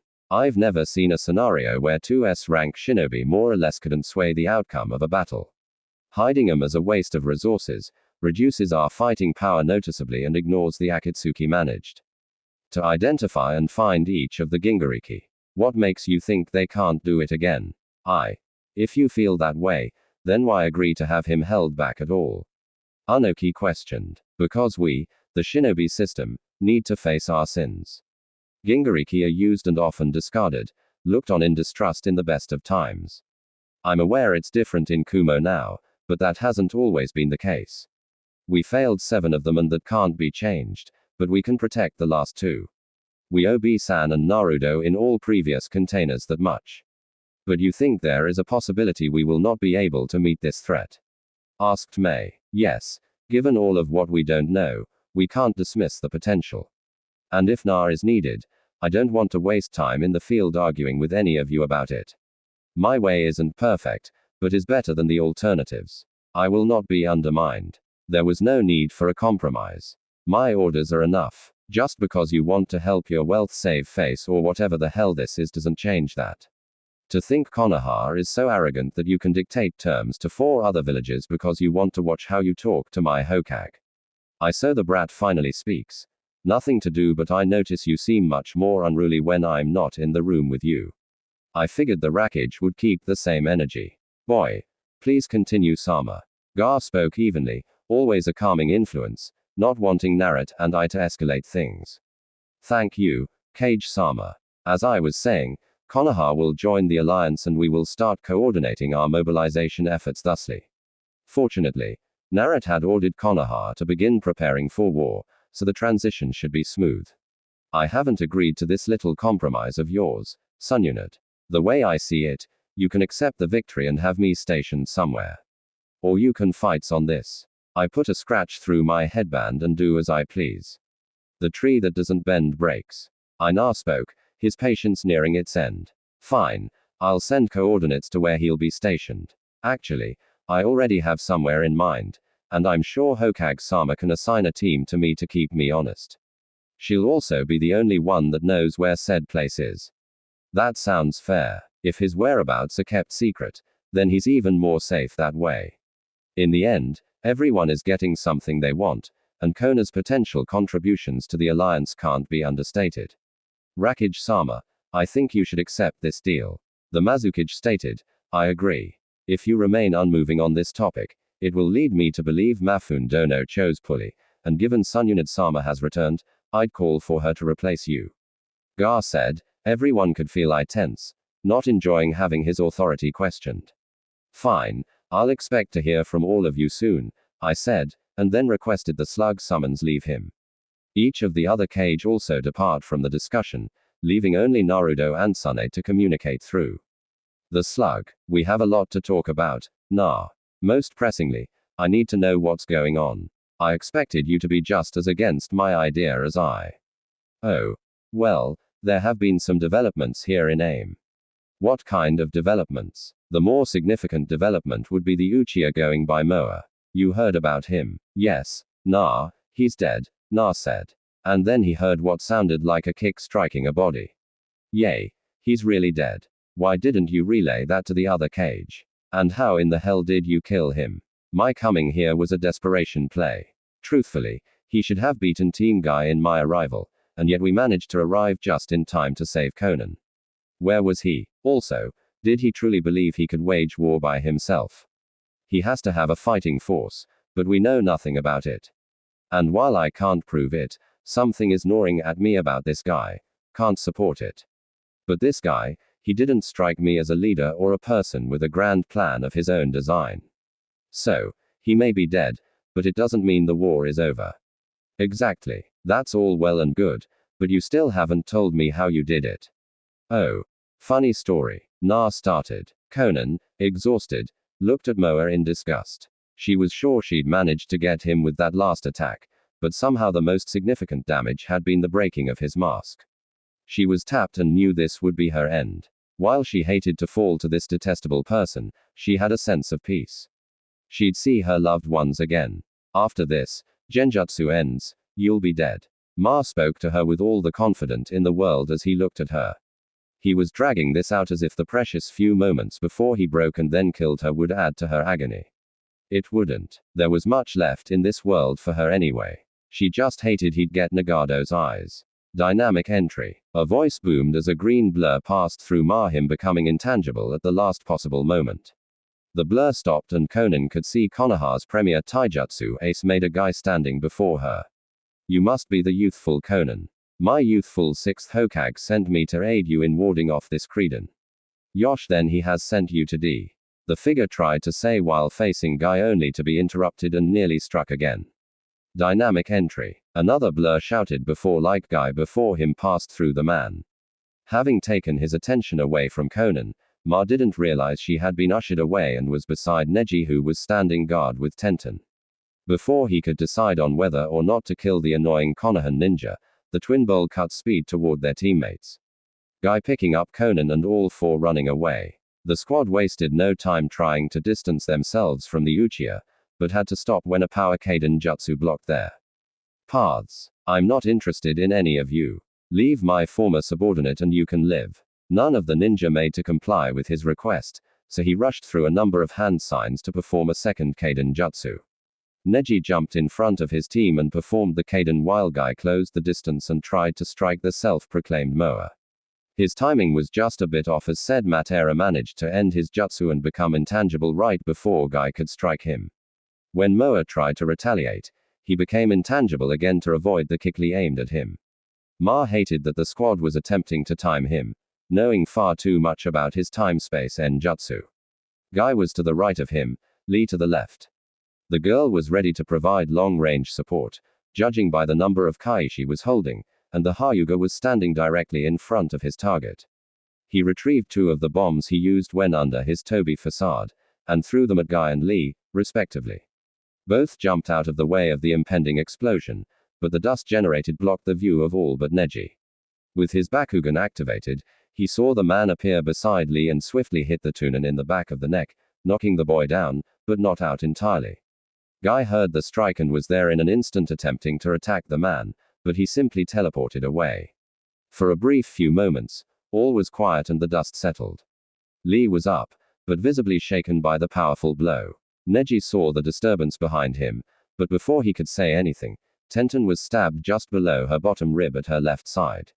She screamed in pain and Ne tried to attack the Uchiha, but simply phased through and received a powerful kick to the back before Matera grabbed Conan by the neck and teleported her to where they were originally. Guy went to Tenten. He knew this was part of the plan, but wished his student hadn't been stabbed for the sake of it. Ma looked at Conan with something akin of triumph blooming in his chest. He'd get Nagato's Renegan, or the real Mo, he thought in correction. Then finally, he'd see his Ren once more. No more fighting. No more pretending to be someone he wasn't. He could be Obito again and be happy once more. He looked into the eyes of Conan, preparing to cast the fatal genjutsu so he could leave. He wouldn't boast. There was no need for cruelty. This was simply necessary. He for the first time truly looked into Conan's eyes. The Sharingan is great at tacking in detail, but it can't make one truly appreciate things. That is up to the user. He didn't know why he felt the need to look so deeply into her eyes, but he did. It's all he wanted to do, to be still and look into her eyes, even when her index and middle fingers on with her thumb was headed toward his soul-working eye. He wanted to stay still. He recorded in perfect detail her motion of ripping his eye out. The pain was delayed, but once it hit, he let out a thunderous scream. Obito wreathed on the ground in pure agony, blinded. "You bitch," he yelled. "You stupid, useless, __, that's not very nice, Uchi-san." A voice, one belonging to someone decidedly not Conan. Masculine, but not overly mature, an adolescent. In his haze of rage and pain, it took him a moment to put together who the voice belonged to. "Azuaki, you did this. How?" Before Naruto could answer, Conan summoned what was left of her chakra and beheaded the Uchiha with a paper shuriken. No more. I couldn't hear one more word out of his mouth. Na could only nod, though he would have preferred to get some actionable intelligence from the man. Na faltered and hit the ground, clutching his eye. The pain was so intense, he actually blacked out for a bit. When he returned to consciousness, Conan gasped. Team Guy was attending to Moa's body, and she promptly gave Naruto a mirror to see his eye. He cackled and then requested something to cover it, never realizing this would be the consequence of using Itachi's gift. She complied, handing him a sash, which Naruto used as a makeshift eye patch. He then explained why he was there to Conan and helped her seal Nagato's eyes so no one could extract them. "So, you put him in a power sharing induced genjutsu from an eye you managed to incorporate into your body?" "Yes," said I, coming from Itachi, delivered by way of a crow summons he made you ingest. "Yes, but you didn't digest it. It simply stayed in your mindscape until your senjutsu training." "Yes, Bochin. Yes, yes, yes, yes. Don't get short with me, brat. I'm sorry, but my eye hurts like a lot." "Fine, nah. When can I expect you?"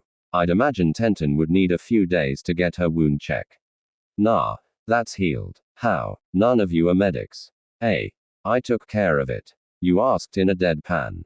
"I can create entire forests. You don't think I can heal a wound? You're such a pain in the just get back here so we start preparing to transfer you to custody," she said before Katsuya told him she dispelled her summons. Naruto thanked the slug and sent her on her way. He then turned to Conan and chuckled, rubbing the back of his head. "We have a complicated relationship." Naruto bought dinner for Team Guy and Conan, all agreeing to stay overnight as the Konohan had pushed themselves to arrive in AIM. The conversation was genial, and while Conan was reserved, she did agree to share some stories about Jiraiya, Naruto doing the same. Even with war on the horizon, Naruto felt lighter having gotten to know more about his master, Godfather. They departed just after daybreak and made it back to Konoha. 2 days later, Team Guy headed to their respective homes while Naruto went directly to Sunyunad's, his office. It was a very odd conversation, telling someone you call Granny that you have the memories and access to the abilities of her father. She was intelligent, frightfully so there was no confusion about him being a direct reincarnation of the Shodai. She still enjoyed calling him Grand Brad entirely, too much for his liking. Na told Tsunade he wanted to go to Azuyo to master more of his abilities and get used to fighting with one eye, as he'd taken to wearing a patch over his left eye. After running a diagnostic jutsu, Sunyunade informed Naruto that the change to his eye was permanent, and he accepted as much. They agreed an eye patch would work better than Kakashi's method, and Naruto could just keep it there with a slight application of chakra.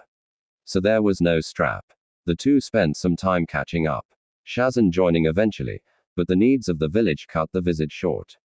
As Naruto left the tower, he ran into 3 of the members of his team. Kakashi looked sheepish as if he'd done something he shouldn't have. Sakura looked fragile and unsure, and Sai looked happy. Hey guys, Na greeted and Sakura responded. Is it true, Na? Did you really kill Sasaki? She asked. He knew this likely was going to happen eventually, but he was hoping eventually wouldn't be now. Yes, Sakura, I did. Why did he leave you no choice? Was he about to attack the other cage? Maybe we shouldn't do this here, Kakashi suggested. I don't think we should do this at all. There is nothing I can say that will make you feel better, Sakura. I need to know, Na. The blonde sighed and said he'd go to their training area before shining there. The other 3 arrived immediately after he did. He knew this wasn't going to end well, but if she needed to know, he'd tell her. To answer your questions, Sakura, I did have a choice. I don't know if he was going to attack the other cage. He never got the chance. It wasn't some epic struggle. I didn't get lucky while clinging on by a thread. He was outclassed. I could have spared him. I could have detained him, but I didn't. Why? Nah, he was our friend. Who said he was there to kill me and then tried to do so. I gave him a chance to surrender, but he didn't take it. Sasaki and I both made our choices. I resolved that if he attacked me, I was going to end him, and I did. What about your promise? I made that childishly. I shouldn't have promised, and you shouldn't have asked. I did go back on my word, and believe it or not, it eats at me, but I had greater responsibilities. Sasaki isn't more important than the whole of Konoha. He could see the tears fall and it stung at his heart. He may not love her romantically anymore, but he cared about her. Hope they could find their way back to being friends, more mature, but friends all the same. He took no pleasure in her pain. Did you do this because of me? She whispered. Neither Kakashi nor Sai knew what she meant. Do you think so little of me? I never thought you could kill your best friend, so I don't know what to think. Maybe the jealousy finally got to you. You wanted to show everyone, including me, who was superior. You took your chance, didn't you? Nah. You didn't even try to get him to come back or take him alive. You just killed him. Why? Because I hadn't apologized. I was ashamed. And I'm sorry, but did you have to do this? Did you? She rambled between sobs. You stupid, arrogant, hateful little girl. Did you completely ignore he wanted to kill me? He tried to kill me. You really think I did this as a way to get back at you? Sasaki could have put us in a war against Kumo because of his actions. How many would you see dead to save Sasuke? Obviously me, seeing as how you don't care about me, but would that be enough? Maybe all of the rookies dead. All except Hinata. We go to war with Kumo and she gets captured. That's a solid 5 years of repeated rapes and forced pregnancy. But hey, maybe Sasaki would finally look at you and that's all that really matters because we are all just supporting players in this little tragic romance, right? Shut up. No. You shut up. I was going to forgive you, Sakura. You utterly humiliated me on the day I lost the closest thing I had to a father. He died protecting me. You didn't care. I know you think I'm stupid, but I knew you only came to my apartment that night to scold me. And my relationship is none of your business. You had no reason to stick your nose into it. But you can't help yourself. You love to feel superior to me, to treat me like I'm a child. Shut up. You're done. No more talking from you. You do. You love it. You think my emotions are cheap, immature, and not worthy of consideration. That's the only way I can understand what you did on the day you did it. It was confirmation of something I'd long suspected. But I was going to forgive you. I didn't mind you hadn't apologized yet. Too much was going on. If you had, and you meant it, I'd accepted it. But I tell you, Sasaki wanted to kill me, and your only concern is him. Just like that night, I'm disposable to you. I may have tolerated that once, but no longer. I hate you, Sakura Haruno, and I hope I never see you again. Na swiftly vacated once he was done, never seeing how his words impacted Sakura. How she completely broke down with only Kakashi able to offer comfort. Na and Team Guy walked through the ruins of what was once Usuzuyo. It was difficult for the Uzumaki. He had memories of a place so vibrant, brimming with life. The places Hashiyama courted Mido, places his children would spend time during their youth. But they weren't his memories. He had knowledge of a clan he'd never know and never get to interact with them. It was sad, but he couldn't dwell on it. They were on this island for a very specific reason. Leaving Konoha had been trying. He wasn't in the best of moods when he sought outs. He explained why he wanted to just leave immediately, and she understood. After reassuring Shizen and Shay that he was handling Sasuke's death, acknowledging that a part of him truly wanted to save his friend, but he couldn't justify putting everyone else he cared for at risk to do so. Sunyunid granted his request, and he only had to pack before he could leave. It was while in the midst of getting supplies, he ran into Team Karani. Well, more accurately, a blur of lavender and midnight blue charged into him and hugged him fiercely. Well, for Hinata, the trio heard about Sasaki and wanted to check on their friend. He was touched as he assumed everyone would be too busy consoling Sakura. It took some time to convince the normally shy Hyuga he was fine, especially after she saw his eye patch. He quietly asked her to activate her Byugan, and when she gasped, he requested she and Shino keep it a secret. Having sensed one of the Aram's allies on her, he let Hinata know he'd have to go into protective custody since the war was for him, but he'd be with them in spirit. He'd be there in ways that actually mattered too, but he couldn't announce his intention to ignore I as soon as he could justify it.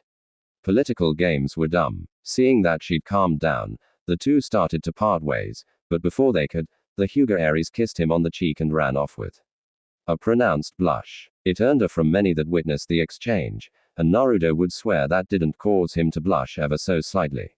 He'd had 2 full lifetimes of memories to draw on, men that had taken lovers and fought wars.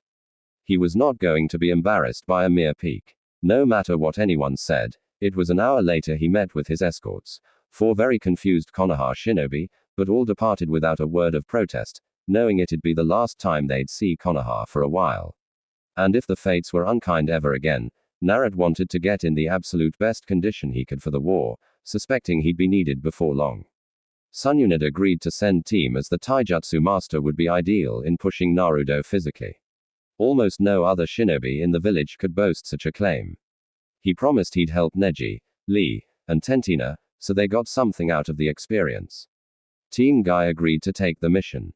Officially, they were to be his guards and minders to not allow him to leave protective custody.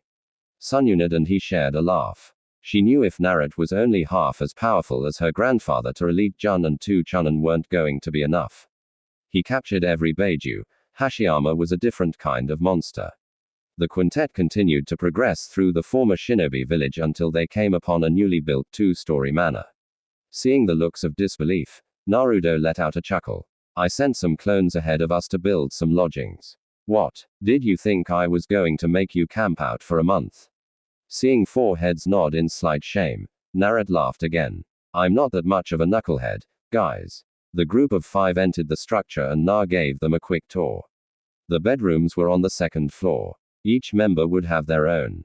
On the 1st floor, there was a shared living room, a dining room, kitchen, and in the back, a forge. Tenten agreed to make Naruto a sword, and he decided to surprise her. The Uzumaki managed to save much of their accumulated clan knowledge. Naruto's clones built the temporary housing over the hidden vault. He'd share their blacksmithing techniques with her in exchange for her labor. Well, on top of what they were being paid for the mission. That misery made him finance this from the gambling winnings he earned when they retrieved her. He assumed she just spent all of it, but she actually put it in an account that had an average return of 8%. May have been a horrible gambler, but she was actually great with money. The legend of the empty Senju accounts was a great big lie. She of course informed Naruto about this account when she charged him for a month-long A-rank mission. The village still needs funds to rebuild. Narokan, she said with that honeyed voice. It figured she'd only calls him Narokan when she was finessing him. All right, guys, unwind for the day and we can start training in the morning. Now, I will warn you that you guys are going to see some things I'd rather you keep secret from everyone. Even the cage. Naruto-kun, that's unearthful. Lee shouted. Well, I'm not asking you to lie. If they don't ask you directly, there is nothing that says you have to volunteer the information. That's borderline, Lee said after a pause, and Na shrugged. It was the best he was going to get. It had been 2 weeks since her confrontation with Na. She'd been a mess that night, inconsolable. Ino tried, but there was nothing to be said. She'd been a wreck the next day, especially after learning Na was gone. She had so much she wanted to say to him. To explain that it was her grief and guilt guiding her words, not her sincere feelings. That she knows he must be hurting. That he cared about Sasaki as much as she did in his own way. She just wanted to fix things. A reset, but it would never been. The boy she loved was dead, and the boy that once loved her now hated her. On the third day, she pulled herself together.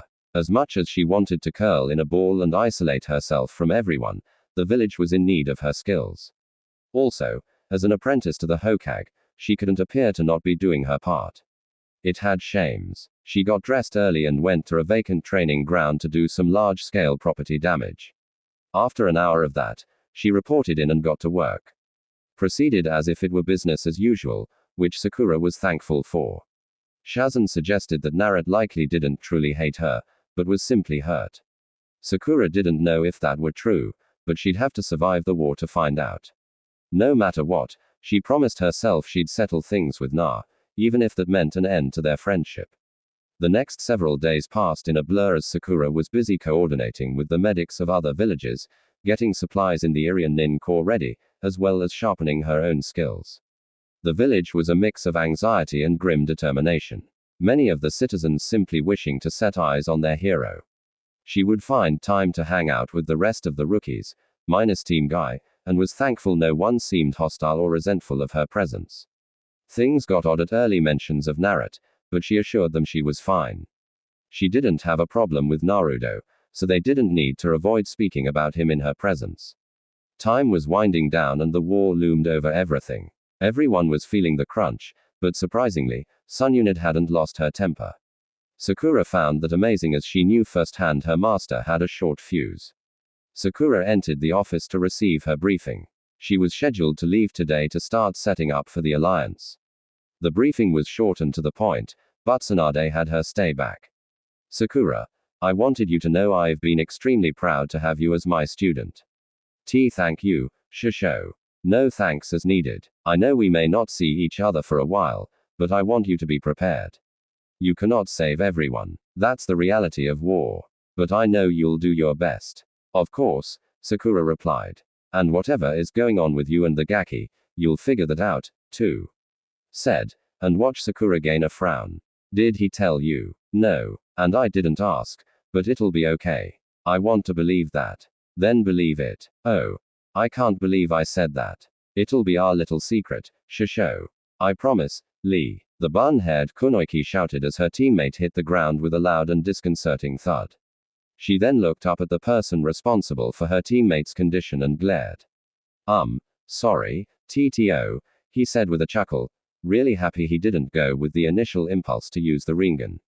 Tenten simply shook her head as it wasn't really Naruto's fault. Since they've arrived, while generating an awe-inspiring number of clones to train throughout the ruins of Azuyo, Naruto ULD spent his mornings having an intense spar with Guy.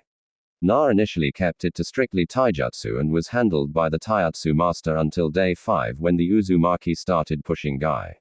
By day 10, the other members of Team Guy could hear furious clangs of nunchaku versus katana as the cage level. Shinobi blurred through the trees at a maddening pace. Today had been the first day Naruto would utilize the entirety of his skill set. Since they were not there, while they had accepted Naruto's temporary appointment as Hokage, and could believe he managed to defeat the ninja that destroyed the village. But in the back of their minds, there was some belief people were overstating Naruto's abilities and accomplishment to reassure themselves. Even his defeat of that Toby character hinged more on his understated cunning than anything. Watching him train had them reconsidering some of the doubts. Not only could he use the Shai's exalted Kek-Genka, but each of the primary nature releases as well. Tenten also remarked he seemed comfortable with a sword, but it wasn't enough to fully see 16-year-old Uzumaki Naruto as deserving the title of Hokage. However, seeing him keep up with their sensei while not utilizing the entirety of his skills put those notions to rest. It also had the side effect of stoking poor Lee's flames of youth. The Chunin rushed into the fight. Na, running off instinct, simply attacked the oncoming threat. Lee's foot was caught with one hand while the opposite arm delivered an elbow to his solar plexus. Then a short uppercut to his chin, finished with a spinning heel kick to the jaw put the boy down. Neji saw the strikes due to his activated bi organ and could only think. So this is cage level battle. It drove him to want to reach that level to be one of the few Hyuga to do so. I Naruto Khan's youthful flames outshine my own, Lee said, returning to consciousness. You should have known not to jump in, Lee. You could have seriously been hurt, Tenten replied. Our most youthful Tenten is correct, Lee. While capable, you need more training before you challenge Naruto-kun so directly. Yash, Lee said, giving a thumbs up from sitting position. I'm still sorry, Lee. I just reacted, Na said, having come down from the tree branch he'd been stationed on. Here, it's finished, Tenten said as she tossed Na the sword she'd been carrying. He caught it with little ceremony, not because he didn't care, but shinobi didn't get rhapsodic about their weapons. That was a samurai thing, but even still, he could admire the quality. The scabbard was a simple black one with a midnight blue Uzumaki spiral on either side. The sword's handle had a midnight blue wrapping with the tsuba being a spiral. Na unshathed the blade and could see the quality Tenten had truly outdone herself. He pulsed some wind chakra and was surrounded by leaves. Na performed several quick movements and watched as the leaves split cleanly. This thank you, Tenten. No problem. I made a wakizashi for myself. The kunoichi remarked with a smile. I'm sure you'll put it to good use. Well, I'm going to be on the other side of the island. I've got a few more things to train, and it'd be best to do that alone. What more could you possibly have to train? I've seen you use every element on top of pushing sensei. Nayad. Well, he's not using the inner gates as much as he could. Also, what I plan to do next is one of those things I'd request you not reveal. If you don't really see me do it, then you can't lie about it. All I ask is no matter what, don't freak out. Don't freak out, Tenten asked and Naruto simply nodded and shunched away. 4 bodies were hung outside a cave entrance. Gazelle, mouse, boar, and bear. The 4 Anbu sent to neutralize Kabuto were on display in warning or in taunt. And Ango didn't know. She turned to her partner, a longtime former Anbu himself, and he looked grim. He'd known them. This couldn't have been easy to see. We found him, but if he killed those 4, engagement might be a mistake.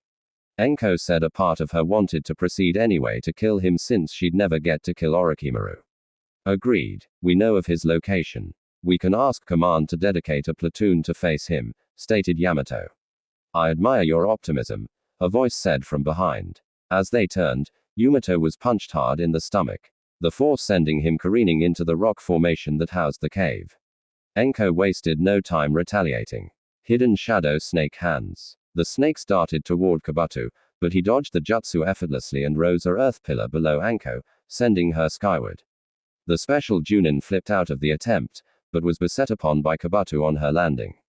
The medic ninja was too fast, each strike landing without Anko being able to respond. Soon, a snake emerged out of the back of his cloak and bit her, knocking Anko out. Yamato rose to his feet. He knew he had several broken ribs from the punch, but he would push through. He began to form hand signs until Kabuto spoke. Could you take care of that for me? He spoke to seemingly no one. By the time Yamato realized someone was behind him, it was too late. A swift chop to the back of the neck made him lose consciousness. Just the two we needed. How fortunate. Yes. Zetsu spoke. Do you have the other items? Moa requested. Of course. Naruto will be in for quite the surprise. We attack in 5 days. Make sure everything is ready before then. Of course, I wouldn't want to disappoint Ma now, would I? I grimaced as he looked at the 3 ninja in front of him. The remnants of Sasaki Uchiha's team, the team that helped the brat attack B. He wanted to kill them outright, but they were under the protection of Iron Country, having been transferred to his custody at the request of Naruto Uzumaki. He really was starting to hate the blonde and his constant need to try to usurp Ai's authority. Apparently, the girl was a powerful sensor ninja and a medic, 2 things a war effort could use. She was also half crazy over the death of said Uchiha and could barely speak above a mumble. I was man enough to admit that, but the other 2 were wild cards. A berserker and a SWORD-obsessed former Orochimaru science experiment. He couldn't put them in any of the battalions because he couldn't trust them. He couldn't assign them solo missions because he couldn't trust them. I don't know what that brat expects me to do with you. All of you are unstable and I can't trust any of you. Not with my forces and not alone. Not to mention, you tried to kill my brother. That was really more Sasuke's bag. We were mostly just there. Suotsu said. I didn't seem to value the distinction. For now, you'll stay here. Step out of line even a little and I'll kill you. No questions asked. Mabui, take these 3 somewhere out of my sight. The large man bellowed. His long-suffering assistant arrived and escorted him away, leaving Ai to his thoughts. The war was set to begin tomorrow. He was supposed to give a speech to motivate and inspire. How do you inspire former enemies? People you would have ordered killed 2 months ago with Nara thought. It was heavy being ahead of such an alliance to be facing a threat none of them truly understood. The ramp up for the war was daunting, not knowing if he was doing the right thing. Being constantly second-guessed by some bald piss ant didn't help matters. He found that boy to be arrogant, nothing like his father. He asserted himself Ai's equal when he's barely been tested. The presumption. He even threatened the alliance before it could fully form. But that was Konoha. They were always so arrogant as if they were simply born superior. It didn't help that Mafune more or less agreed with the designation, openly claiming he'd have selected Sununit, a former drunk deserter over him. Him, the strongest Kage and the fastest man in the elemental nations. It was offensive, and when this war was over, he resolved to teach that boy some manners. He'd just have to win this war first. Team Guy departed 4 days ago. Na could only hope he'd help them in being ready in whatever challenges they may face, as he'd be here until sent for him. As much as he wanted to be on the battlefield with his comrades, his friends, he was resigned to stay here. If Tsunade never called him to the front lines, it meant the war was going well. Or at least they hadn't run into anything they couldn't handle. It didn't mean none of his friends hadn't been injured, but his burden was to have faith in them. Shima Bosima had appeared just a few hours ago with some new clothes. He felt that the occasion called for a change. He thanked her and she assured him the toads were ready should he be in need of assistance. Now Na was in a midnight blue pants and long sleeve shirt, both with mesh interior lining. Over that was forest green kimono shirt similar to Jerius and similarly colored handguards. He wore black shinobi sandals to complete the new look along with a black eye patch. After Shima left, Naruto spent his time meditating to remain calm and not go back on his word to only leave when summoned. He sat beside a river and got lost in its sounds. He hadn't known for how long he had been meditating when he was interrupted. 8 chakra signatures he didn't recognize were approaching him fast. 7 of the signatures fell off wrong somehow, but he'd have to wait to see why that was, but he has. This may be a preemptive strike. He slid his sword into his obi and prepared for the upcoming arrival. It only took 10 minutes for the visitors to find Na. Only 6 were in view, and he could tell they were all dead. Idito Tensai, but there was something else. They were the former Jinchuriki, those that were caught and killed by the Akatsuki. The final 2 members approached and Naruto couldn't believe it. Didn't want to. He was going to kill whoever did this. Hey kid, you look good. The 7th member spoke, not used to the grim look on the boy's face, nor the eye patch he was now sporting. Wish I could say the same, Jiraiya. So guys, what do you think about this Naruto story? Tell me your opinion in the comments. And if you want more Naruto what if stories, make sure to subscribe to Universe of Naruto. Thanks for watching.